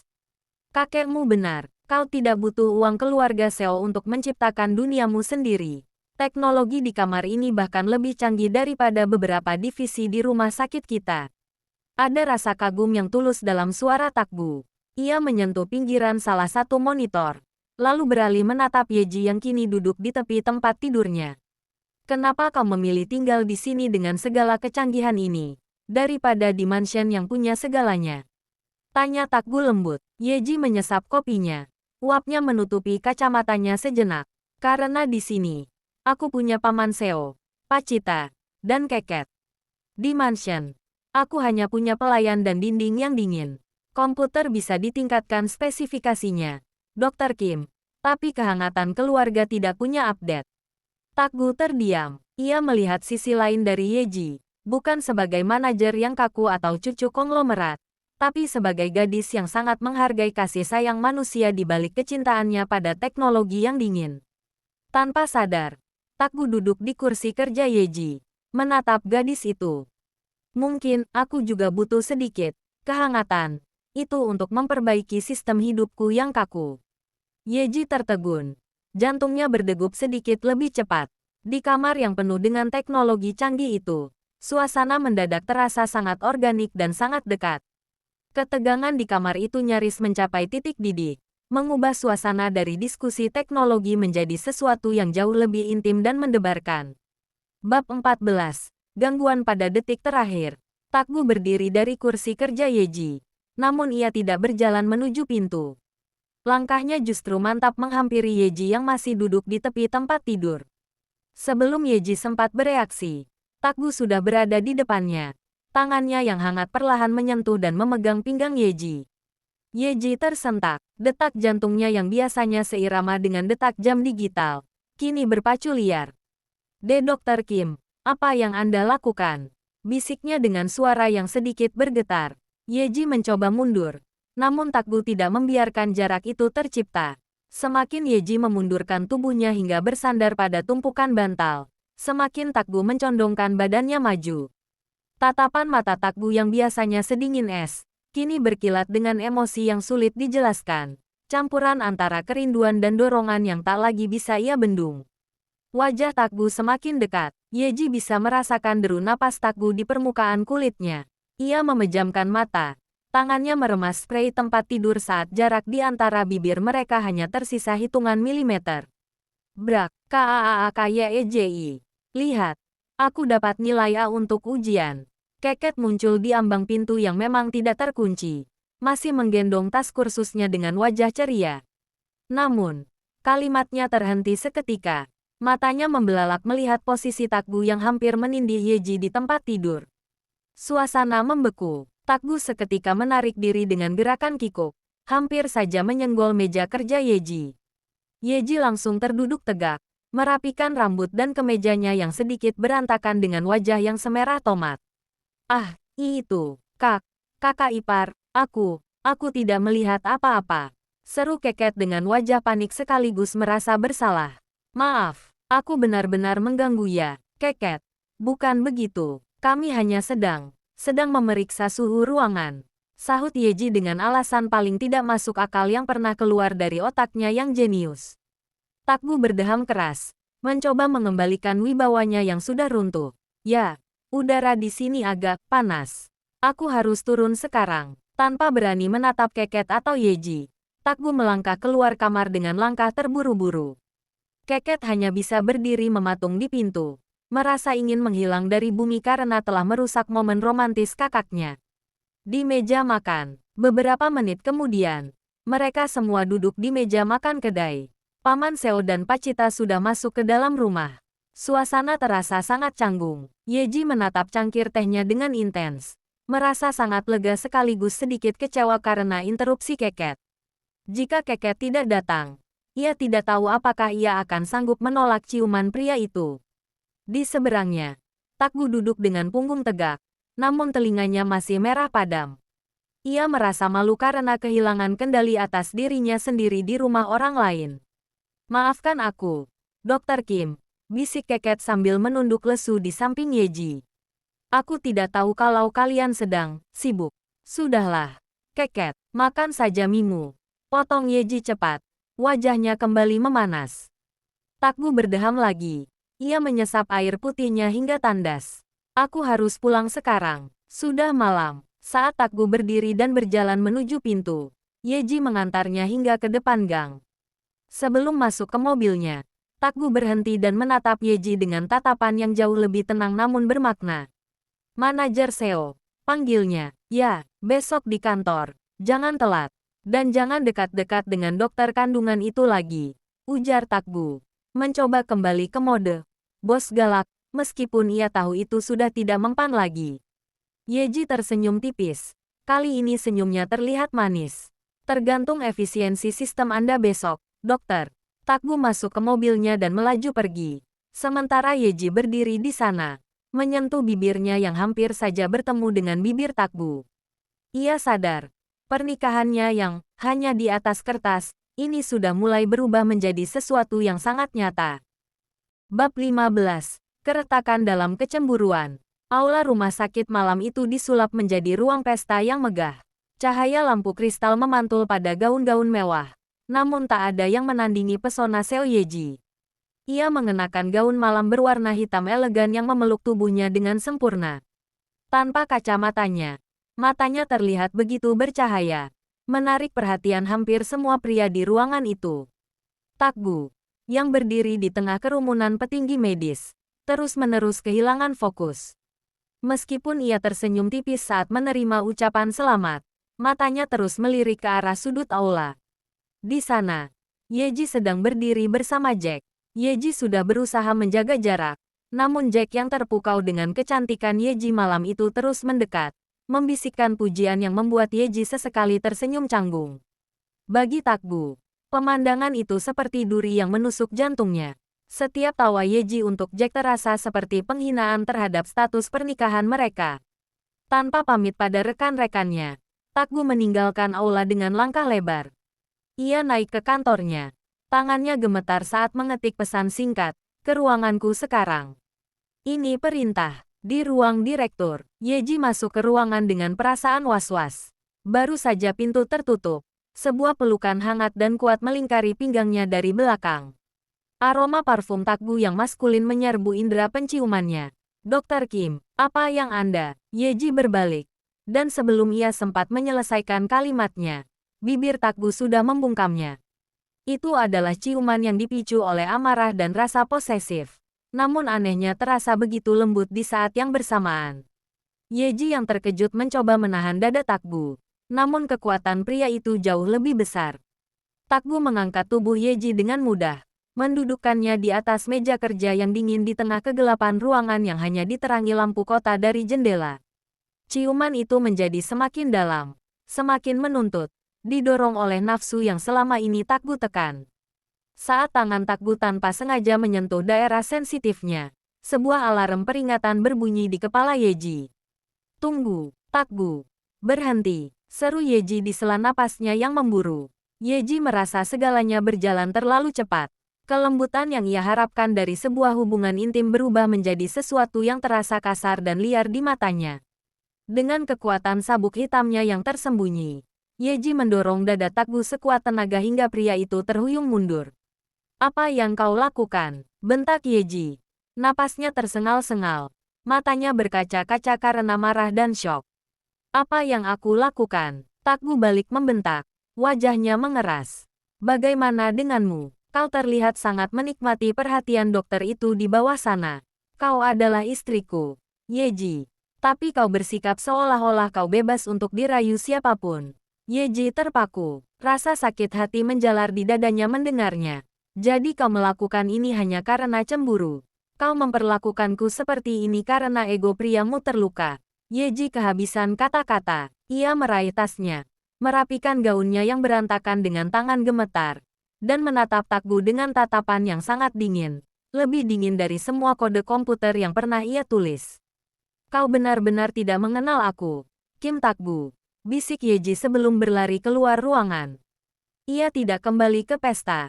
Ia langsung menuju lobi, memanggil taksi, dan pulang ke rumah Paman Seo dengan air mata yang akhirnya jatuh. Sementara itu, di ruang kantor yang sunyi, Takgu jatuh terduduk di kursinya. Ia menatap tangannya sendiri, merasa jijik pada kebodohannya. Cemburu butanya baru saja merusak jembatan kecil yang mulai terbangun di antara mereka. Setelah kejadian di kantor malam itu, atmosfer di antara mereka menjadi sangat berat. Takgu yang biasanya vokal dan kritis, mendadak menjadi pria yang paling irit bicara di rumah sakit. Stafit dan para dokter bedah berbisik-bisik, mengira sang direktur sedang sakit atau mengalami masalah besar yang tidak mereka ketahui. Bab 16. Sinkronisasi yang rusak. Acara peluncuran peralatan medis terbaru hari itu seharusnya menjadi momen gemilang bagi rumah sakit. Di atas panggung, Yeji berdiri sebagai penanggung jawab integrasi sistem, menjelaskan dengan lancar tentang keamanan data dan protokol enkripsi terbaru. Ia tampak sangat profesional, seolah-olah hatinya tidak sedang terluka. Takgu berdiri di barisan depan, namun matanya sama sekali tidak fokus pada layar presentasi. Ia hanya menatap Yeji, menatap bagaimana gadis itu dengan tenang menjelaskan segalanya tanpa sekalipun melirik ke arahnya. Keheningan Takgu sepanjang acara membuat suasana terasa kaku. Saat sesi tanya-jawab, ia hanya memberikan jawaban singkat 1-2 kata, yang membuat para wartawan dan staf merasa heran. Begitu acara selesai, Yeji langsung membereskan tabletnya dan kembali ke ruang IT tanpa menunggu sesi ramah tamah. Ia menutup diri dalam pekerjaannya, mencoba menenggelamkan rasa kecewanya pada barisan kode. Sore hari di depan kedai mie, langit berubah jingga saat Yeji melangkah turun dari bus. Dari kejauhan, ia melihat mobil mewah hitam yang sangat ia kenal terparkir di depan kedai Paman Seo. Takgu berdiri bersandar di pintu mobilnya, masih mengenakan kemeja kantor namun tanpa dasi, tampak sangat lelah dan gelisah. Yeji berhenti berjalan. Mereka terpaku dalam keheningan selama beberapa menit, hanya dipisahkan oleh jarak beberapa meter di trotoar yang mulai sepi. Takgu yang lebih dulu mendekat. Ia menatap kening Yeji yang kini sudah tidak tertutup plester lagi, lalu menatap matanya dengan tatapan yang penuh penyesalan. Yeji ya, suara Takgu rendah, nyaris hilang tertiup angin sore. Aku datang untuk minta maaf. Apa yang kulakukan malam itu sangat tidak bisa dimaafkan. Aku kehilangan kendali karena rasa takut yang bodoh. Aku tidak bermaksud menyakitimu atau memperlakukanmu tanpa harga diri. Yeji tetap diam. Ia memperhatikan cara Takgu bicara. Pria yang biasanya begitu sombong kini tampak begitu rapuh di depannya. Yeji menghela napas panjang, merapatkan tasnya. Dokter Kim, sahut Yeji dengan nada yang masih sangat tenang, namun tegas. Saya mendengarkan permintaan maaf Anda. Ia mengambil langkah selangkah lebih dekat ke arah pintu rumahnya, lalu berhenti. Anda harus tahu satu hal. Meskipun sampai detik ini saya belum memiliki perasaan romantis yang Anda harapkan, dan meskipun pernikahan ini dimulai dengan paksaan, saya adalah orang yang punya prinsip. Saya selalu menjaga diri saya dan kehormatan status saya, bukan karena ada Anda, tapi karena itulah nilai diri saya. Yeji menatap Takgu lurus-lurus. Jadi, jangan pernah gunakan rasa cemburu sebagai alasan untuk bersikap kasar. Karena jika itu terjadi lagi, tidak akan ada sistem yang bisa memperbaiki kepercayaan saya pada Anda. Takgu terpaku mendengar kejujuran Yeji. Kalimat itu lebih menyakitkan daripada bentakan, karena ia sadar betapa dewasanya Yeji dibandingkan dirinya yang kekanak-kanakan. Aku mengerti, gumam Takgu pelan. Terima kasih sudah bicara jujur padaku. Yeji mengangguk singkat, lalu berbalik masuk ke dalam rumah. Takgu tetap berdiri di sana untuk waktu yang lama, menatap pintu yang tertutup itu. Ia sadar, memenangkan hati seorang Seo Yeji tidak bisa dilakukan dengan kekuasaan atau nafsu, melainkan dengan rasa hormat yang tulus. Paman Seo, yang sejak tadi mengamati dari balik tirai kedai, Akhirnya melangkah keluar setelah pintu rumah tertutup rapat. Ia melihat Takgu yang masih berdiri mematung di pinggir jalan. Tampak seperti kapten kapal yang kehilangan kompas di tengah badai. Paman Seo mendekat, menepuk bahu Takgu dengan lembut hingga pria itu tersentak. Dokter Kim, jangan terlalu dimasukkan ke hati. Yeji memang seperti itu. Dia punya tembok api yang sangat kuat untuk melindungi hatinya, ujar Paman Seo dengan senyum kebapaan. Takgu menunduk lesu. Aku melakukan kesalahan besar, Paman. Aku rasa dia tidak akan pernah memaafkanku, apalagi mencintaiku. Paman Seo tertawa kecil. Suara tawanya memecah kesunyian malam. Kau pria yang pintar dalam membedah tubuh manusia, tapi kau buta dalam membedah hati wanita seperti Yeji. Yeji itu tidak butuh kemewahan atau gairah yang meledak-ledak di awal. Dia itu anak yatim piatu yang tumbuh dengan logika. Jika kau ingin menjinakkannya, kau harus menjadi orang yang paling bisa dia percaya. Takgu mendengarkan dengan saksama, seolah-olah sedang mendengarkan kuliah medis yang paling krusial. Caranya sederhana, lanjut Paman Seo. Berhenti menjadi atasannya saat di luar kantor. Jadilah temannya. Yeji sangat menghargai kejujuran dan konsistensi. Jangan mengejarnya dengan paksaan, tapi hadir lambat laun seperti aroma kaldu mie yang meresap. Berikan dia ruang, tapi pastikan dia tahu kau selalu ada saat sistem hidupnya sedang error. Dan satu lagi, Yeji sangat suka pria yang bisa menghargai hal-hal kecil, seperti secangkir kopi hangat saat dia sedang lembur. Paman Seo menatap mata Takgu dalam-dalam. Dia sudah terbiasa mandiri. Takgu ya, buatlah dia merasa bahwa menjadi tidak mandiri di depanmu adalah hal yang aman. Jika kau bisa melakukan itu, temboknya akan runtuh dengan sendirinya. Takgu terdiam, meresapi setiap kata dari Paman Seo. Ia mulai menyadari bahwa strateginya selama ini salah total. Ia mencoba menguasai Yeji, padahal yang Yeji butuhkan adalah sandaran. Terima kasih, Paman. Aku akan mencoba memulai dari nol lagi, ucap Takgu dengan nada yang lebih mantap. Bagus, sekarang pulanglah. Istirahat, besok adalah hari baru. Paman Seo menepuk bahu Takgu sekali lagi sebelum kembali ke kedainya. Malam itu, Takgu pulang dengan rencana baru. Bukan rencana medis atau bisnis, melainkan rencana untuk memenangkan kembali kepercayaan istrinya. Sementara di dalam kamar, Yeji diam-diam melihat mobil Takgu yang perlahan menjauh dari balik jendela. Perasaannya mulai tidak sekeras sebelumnya. Takgu ternyata adalah murid yang patuh. Ia benar-benar merenungkan kata-kata Paman Seo dan memutuskan untuk memulainya dengan hal yang paling dasar, perut. Bab 17. Bekal yang salah sasaran. Keesokan harinya, tepat pukul 12 siang, suasana di lantai departemen IT yang biasanya sunyi oleh suara ketikan mendadak berubah menjadi hening yang mencekam. Kim Takgu, sang direktur utama yang biasanya hanya terlihat di aula besar atau ruang rapat eksekutif, melangkah masuk ke ruangan IT dengan sebuah kantong kain berwarna coklat di tangannya. Ia tidak mengenakan jas dokter, hanya kemeja biru muda dengan lengan yang digulung hingga siku. Wajahnya yang kaku berusaha tampak ramah, meski jatuhnya lebih terlihat seperti orang yang sedang membawa dokumen rahasia negara. Di mana manajer Seo? Tanya Takgu pada salah satu staf yang langsung berdiri tegak hingga kursinya terjungkal. Itu. Di ruangannya. Dokter. Tunjuk staf itu dengan gemetar. Takgu berjalan lurus menuju meja Yeji. Seluruh pasang mata di ruangan itu, mulai dari staf junior hingga teknisi senior, berhenti bekerja. Mereka saling sikut, berbisik-bisik melihat pemandangan langka ini. Seorang Kim Takgu membawakan bungkusan makanan. Tok, tok, Yeji mendongak dari balik 3 monitornya. Matanya membelalak saat melihat siapa yang berdiri di depan mejanya. Dokter Kim, ada apa? Apa ada sistem yang down? Takgu meletakkan kantong itu di atas meja Yeji, tepat di samping Mosepat. Paman Seo bilang kau sering lupa makan siang kalau sudah bertemu kode. Ini, hanya nasi kepal dan buah potong. Makanlah, ujar Takgu dengan suara yang sengaja dilembutkan. Namun karena dasarnya kaku, suaranya tetap terdengar seperti memberikan perintah medis. Yeji merasakan pipinya memanas. Bukan karena romantis, melainkan karena ia menyadari seluruh stafnya kini sedang menempelkan telinga dan mata ke arah mereka. Ia melirik keluar kaca ruangannya. Puluhan orang sedang pura-pura mengetik padahal mata mereka melirik tajam ke arah mejanya. Yeji berdiri. Ia memelototi Takgu dengan tatapan. Apa-apaan ini? Ia segera menarik lengan Takgu sedikit menjauh dari jangkauan pandangan stafnya. Dr. Kim, bisik Yeji dengan nada tajam.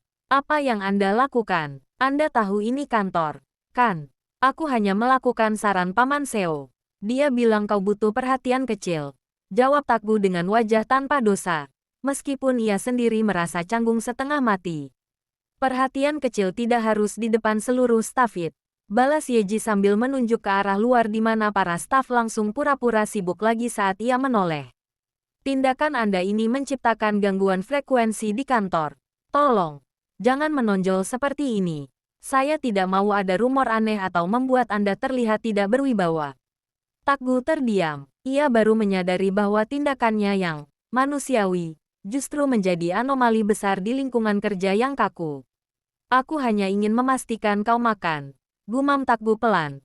Sedikit kecewa karena usahanya dianggap sebagai gangguan sistem. Yeji menghela napas. Rasa kesalnya sedikit mereda saat melihat raut wajah Takgu yang tampak seperti anak kecil yang salah mengerjakan tugas. Terima kasih untuk makanannya, tapi lain kali. Jangan lakukan ini di jam kantor. Saya lebih suka jika kita tetap profesional di sini. Mengerti? Takgu mengangguk patuh. Mengerti. Tapi, nasi kepalnya harus dihabiskan. Itu dibuat dengan konsistensi tinggi. Setelah Takgu pergi dengan langkah tegap namun telinga yang merah, Yeji kembali duduk dan menatap bungkusan itu. Ia membukanya perlahan dan menemukan sebuah catatan kecil di dalam kotak bekal. Maaf untuk tempo hari. Aku sedang belajar melakukan ribut pada sifatku. Selamat makan, KTG. Yeji tanpa sadar tersenyum tipis. Ternyata, melihat seorang direktur jenius yang kaku berusaha menjadi manis adalah hiburan yang cukup efektif untuk meredakan stresnya.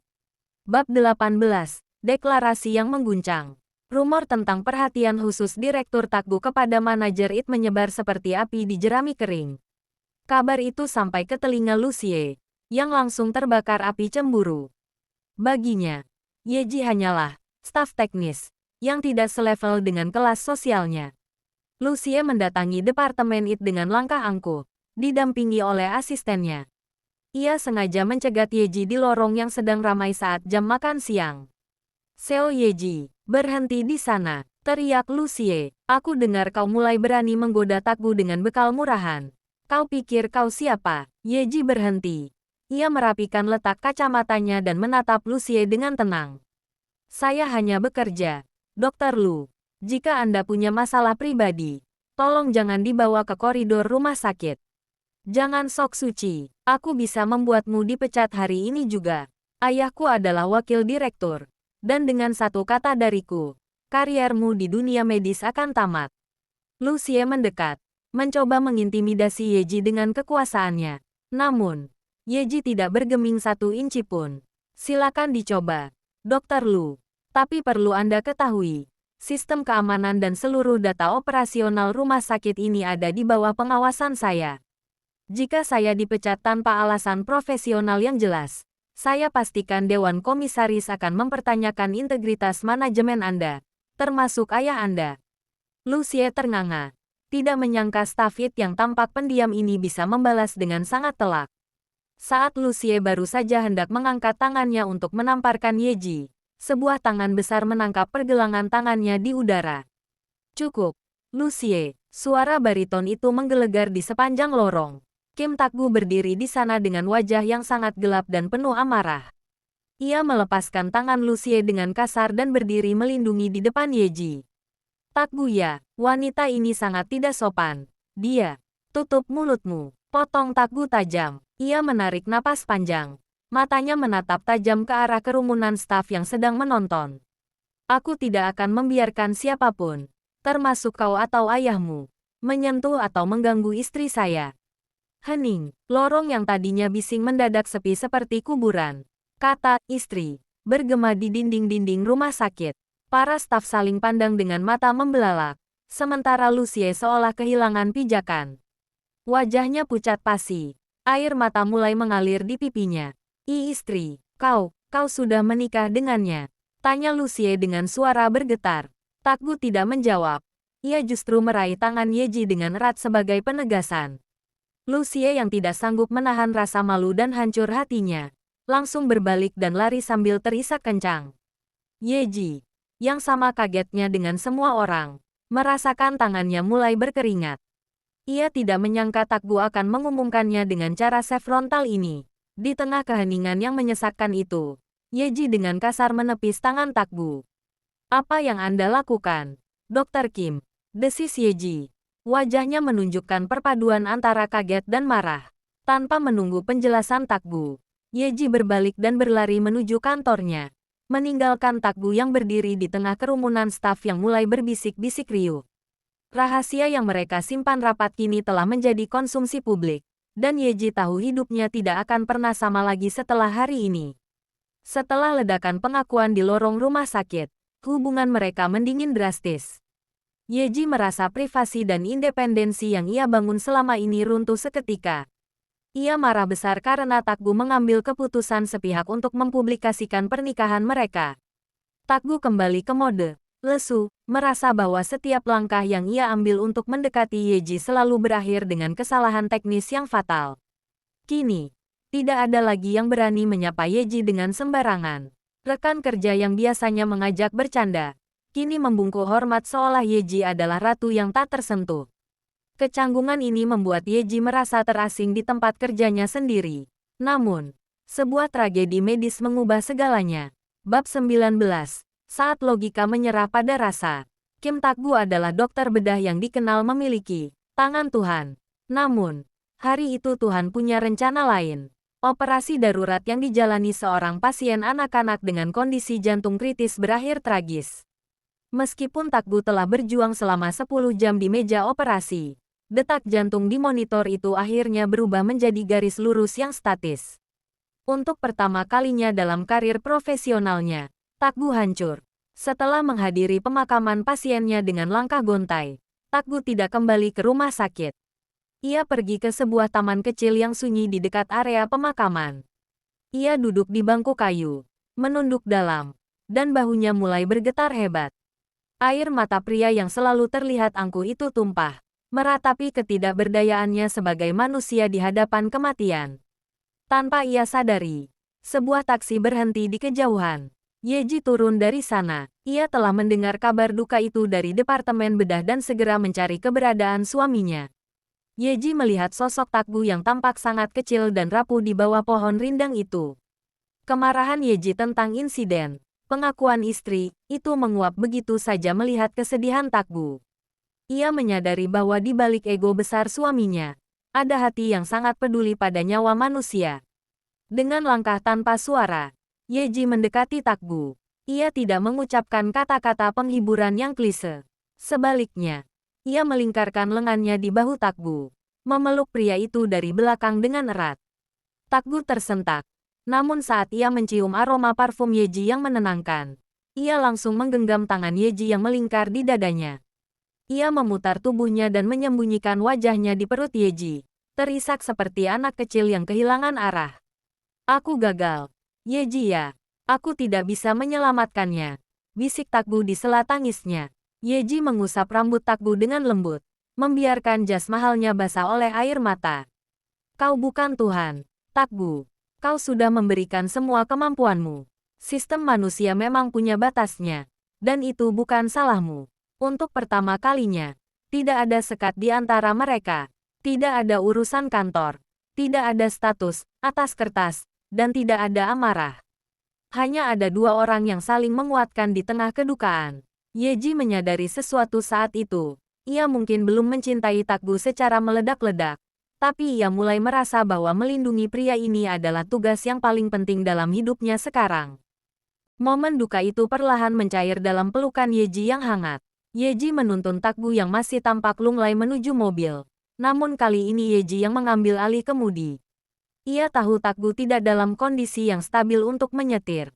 Kita tidak pulang ke rumah sakit atau ke kedai mie Paman Seo, ujar Yeji pelan sambil menghidupkan mesin.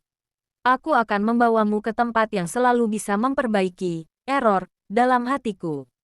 Bab 20. Kehangatan dalam semangkuk soto. Yeji membawa Takgu ke sebuah gang sempit yang tersembunyi dari hiruk-pikuk gedung pencakar langit Seoul.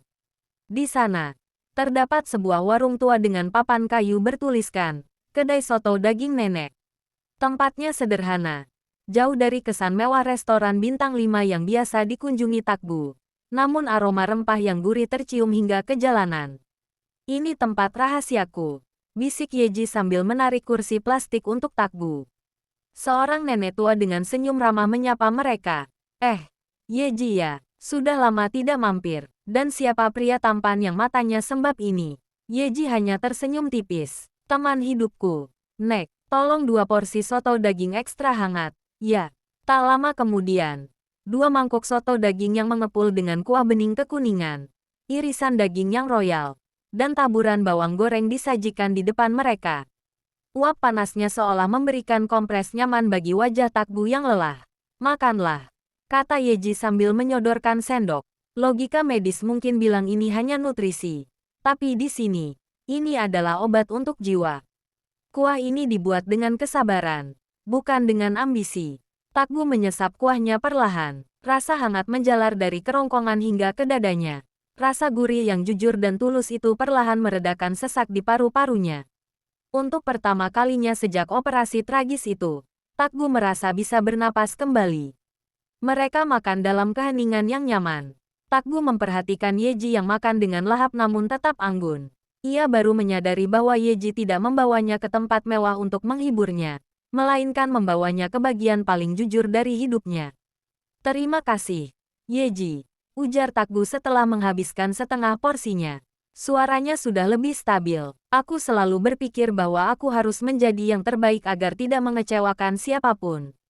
Tapi hari ini, aku sadar bahwa aku hanyalah manusia yang bisa gagal."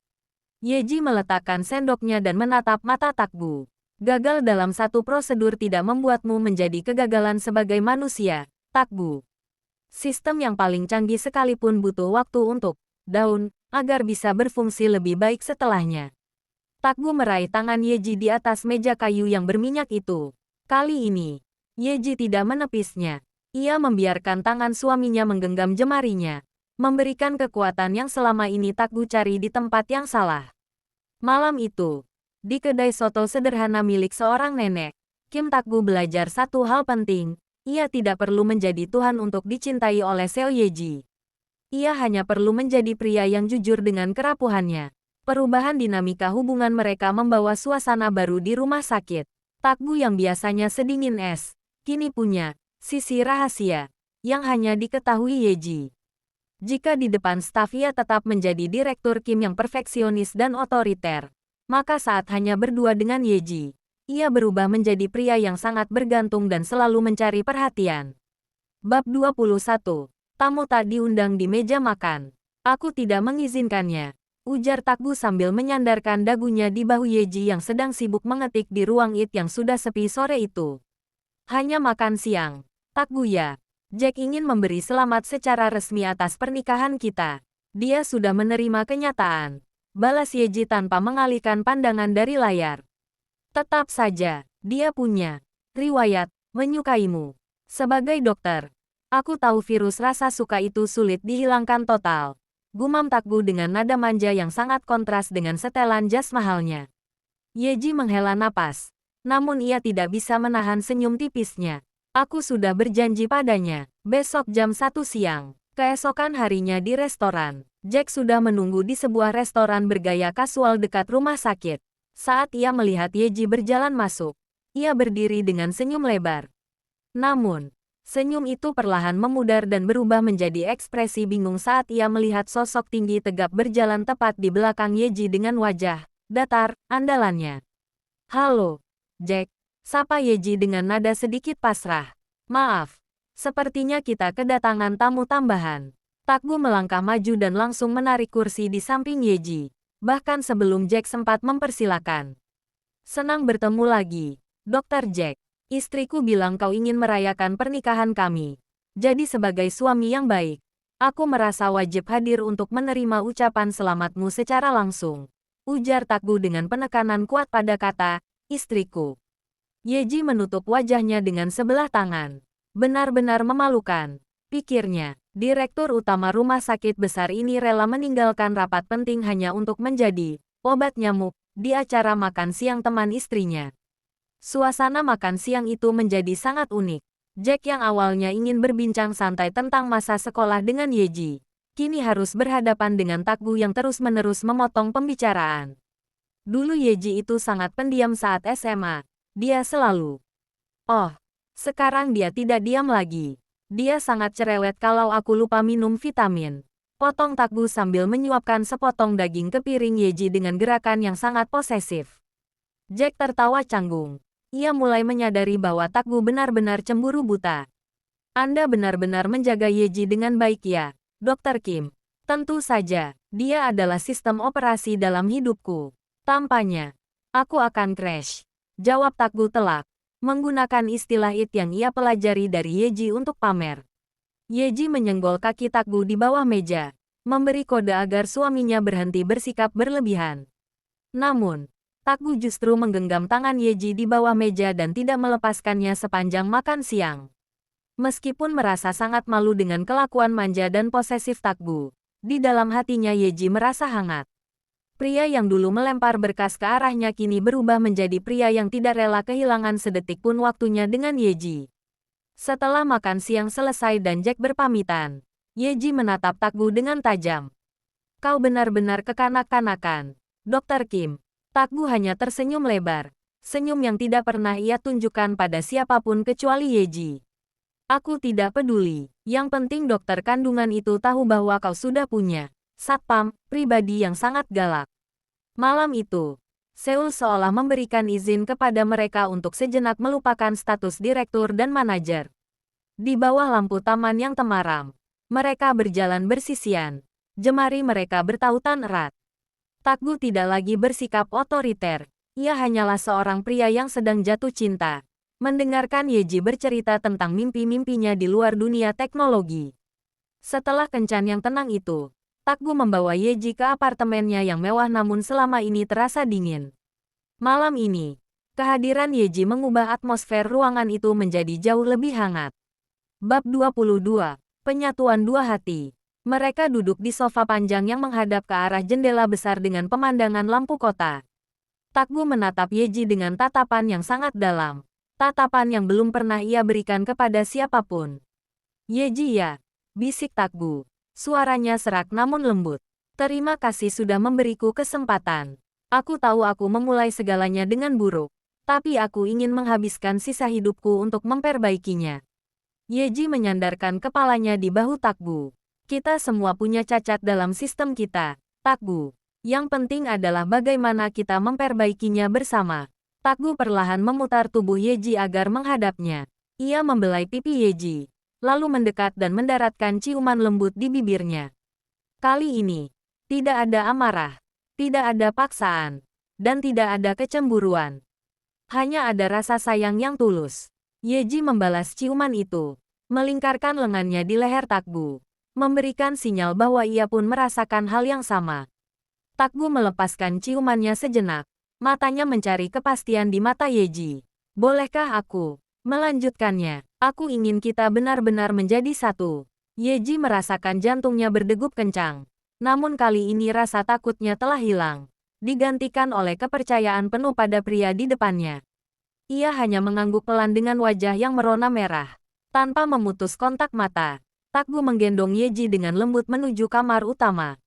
Ia meletakkan Yeji di atas tempat tidur besar yang empuk seolah-olah ia sedang memegang sesuatu yang sangat rapuh dan berharga.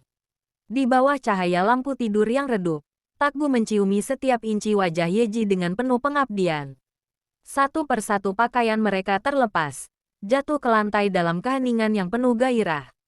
Dalam keadaan tanpa sehelai benang pun, mereka saling mengagumi dalam sentuhan yang sangat intim dan lembut.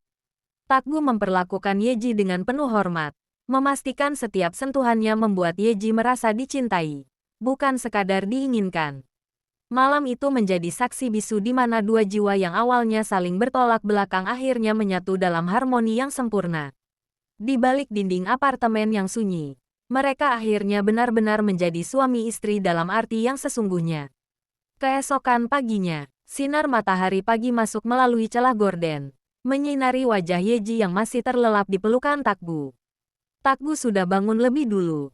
Ia hanya diam memerhatikan wajah istrinya yang tampak tenang tanpa kacamata. Yeji perlahan membuka matanya dan mendapati Takgu sedang tersenyum menatapnya. "Selamat pagi, istriku," bisik Takgu sambil mengecup kening Yeji. Yeji tersenyum malu dan menyembunyikan wajahnya di dada bidang Takgu. "Selamat pagi, Dokter Kim yang manja. Sekarang setelah kita resmi, apakah kau masih mau tinggal di rumah Paman Seo?" tanya Takgu dengan nada menggoda. Langkah Takgu menunjukkan betapa besarnya perubahan karakter pria itu. Dari seorang direktur yang egois dan kaku, menjadi suami yang sangat mempertimbangkan kebahagiaan dan kenyamanan istrinya. Bab 23. Rumah di antara dua dunia. Selama beberapa bulan, Takgu menjalani kehidupan nomaden yang cukup melelahkan. Ia sering menginap di rumah Paman Seo atau menjemput Yeji untuk menginap di apartemennya. Namun, ia tahu Yeji paling bahagia saat bisa mendengar suara tawa Pacita di pagi hari atau mencium aroma kaldu mie Paman Seo yang mulai dimasak sebelum subuh. Diam-diam, tanpa sepengetahuan Yeji, Takgu sering bertemu dengan Paman Seo setelah jam kantor. "Paman, aku tidak ingin menjauhkan Yeji dari kalian. Tapi kami juga butuh ruang pribadi sebagai suami istri," ujar Takgu suatu sore di kedai. "Jika ada rumah yang dijual di sekitar sini, tolong beritahu aku. Berapapun harganya, aku akan membelinya." Paman Seo terharu. Ia tidak menyangka cucu konglomerat seperti Takgu mau tinggal di lingkungan kelas menengah demi keponakannya. Dengan semangat, Paman Seo membantu Takgu mencari. Hingga akhirnya mereka menemukan sebuah rumah tua namun kokoh tepat 2 blok di belakang kedai mie. Hari kejutan. Sore itu, Takgu menjemput Yeji di kantor dengan wajah yang sangat ceria, bahkan cenderung mencurigakan. "Kita tidak pulang ke rumah paman atau ke apartemen?" tanya Yeji saat Takgu memarkir mobil di sebuah gang yang tidak asing, namun di depan sebuah rumah yang baru saja selesai direnovasi. Rumah itu bergaya modern minimalis dengan sentuhan kayu yang hangat, sangat serasi dengan lingkungan sekitarnya namun tetap memiliki fasilitas canggih. "Turunlah," ajak Takgu sambil menggenggam tangan Yeji. Takgu mengeluarkan sebuah kunci dan memberikannya pada Yeji. "Selamat datang di rumah kita, Manajer Seo."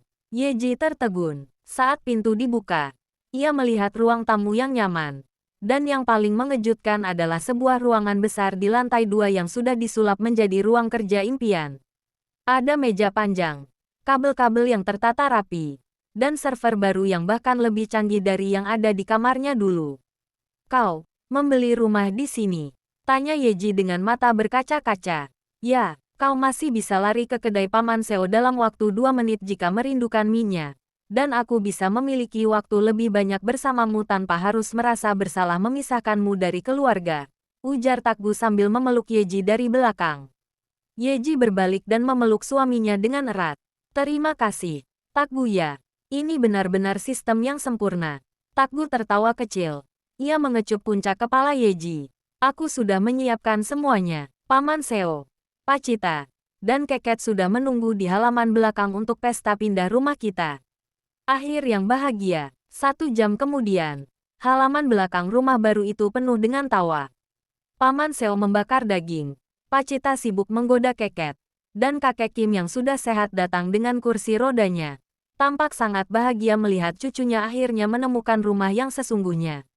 Di sudut halaman, Takgu dan Yeji duduk bersandaran, melihat keluarga mereka yang bersatu. Tidak ada lagi rahasia. Tidak ada lagi kecemburuan buta. Hanya ada masa depan yang mereka bangun di atas fondasi kepercayaan. "Jadi," bisik Takgu di telinga Yeji, "karena rumah ini sudah punya banyak kamar, kapan kita mulai mengisi kamar bayi?" Yeji tertawa. Wajahnya memerah. Namun ia tidak menghindar. Ia justru menarik leher baju Takgu dan menciumnya di depan semua orang, membuat Pacita berteriak heboh dan Paman Seo pura-pura menutup mata Keket. Di bawah langit Seoul yang cerah, Kim Takgu sang direktur bedah dan Seo Yeji sang jenius it akhirnya menemukan frekuensi. Epilog, sinkronisasi masa depan. 3 tahun telah berlalu sejak pesta pindah rumah di gang belakang kedai mie. Kehidupan di rumah sakit pusat Seoul berjalan jauh lebih harmonis. Meskipun pasangan direktur dan kepala Departemen Keamanan Sistem masih menjadi topik pembicaraan favorit para staf. Pagi hari di rumah baru. Suasana rumah yang dulu tenang kini berubah menjadi sedikit lebih berisik. Takgu sedang berada di dapur, berusaha keras menggulung omelet dengan presisi seorang dokter bedah. Sementara Yeji duduk di meja makan dengan laptop di hadapannya. Bukan untuk bekerja, melainkan sedang memantau jadwal vaksinasi melalui sistem yang ia buat sendiri. Tiba-tiba, langkah kaki kecil terdengar berlari di lorong.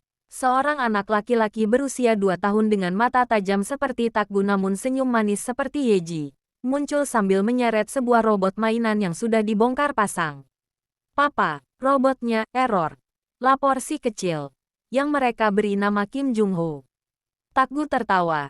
Ia mengangkat putranya dan mendudukkannya di kursi tinggi. "Minta bantuan Mama, sayang. Mama adalah spesialis pemberantas error di dunia ini." Yeji menutup laptopnya dan mengecup pipi Jung-ho. "Anak pintar, kau sepertinya lebih tertarik pada perangkat keras daripada stetoskop Papa." "Ya." Di kedai mie Paman Seo.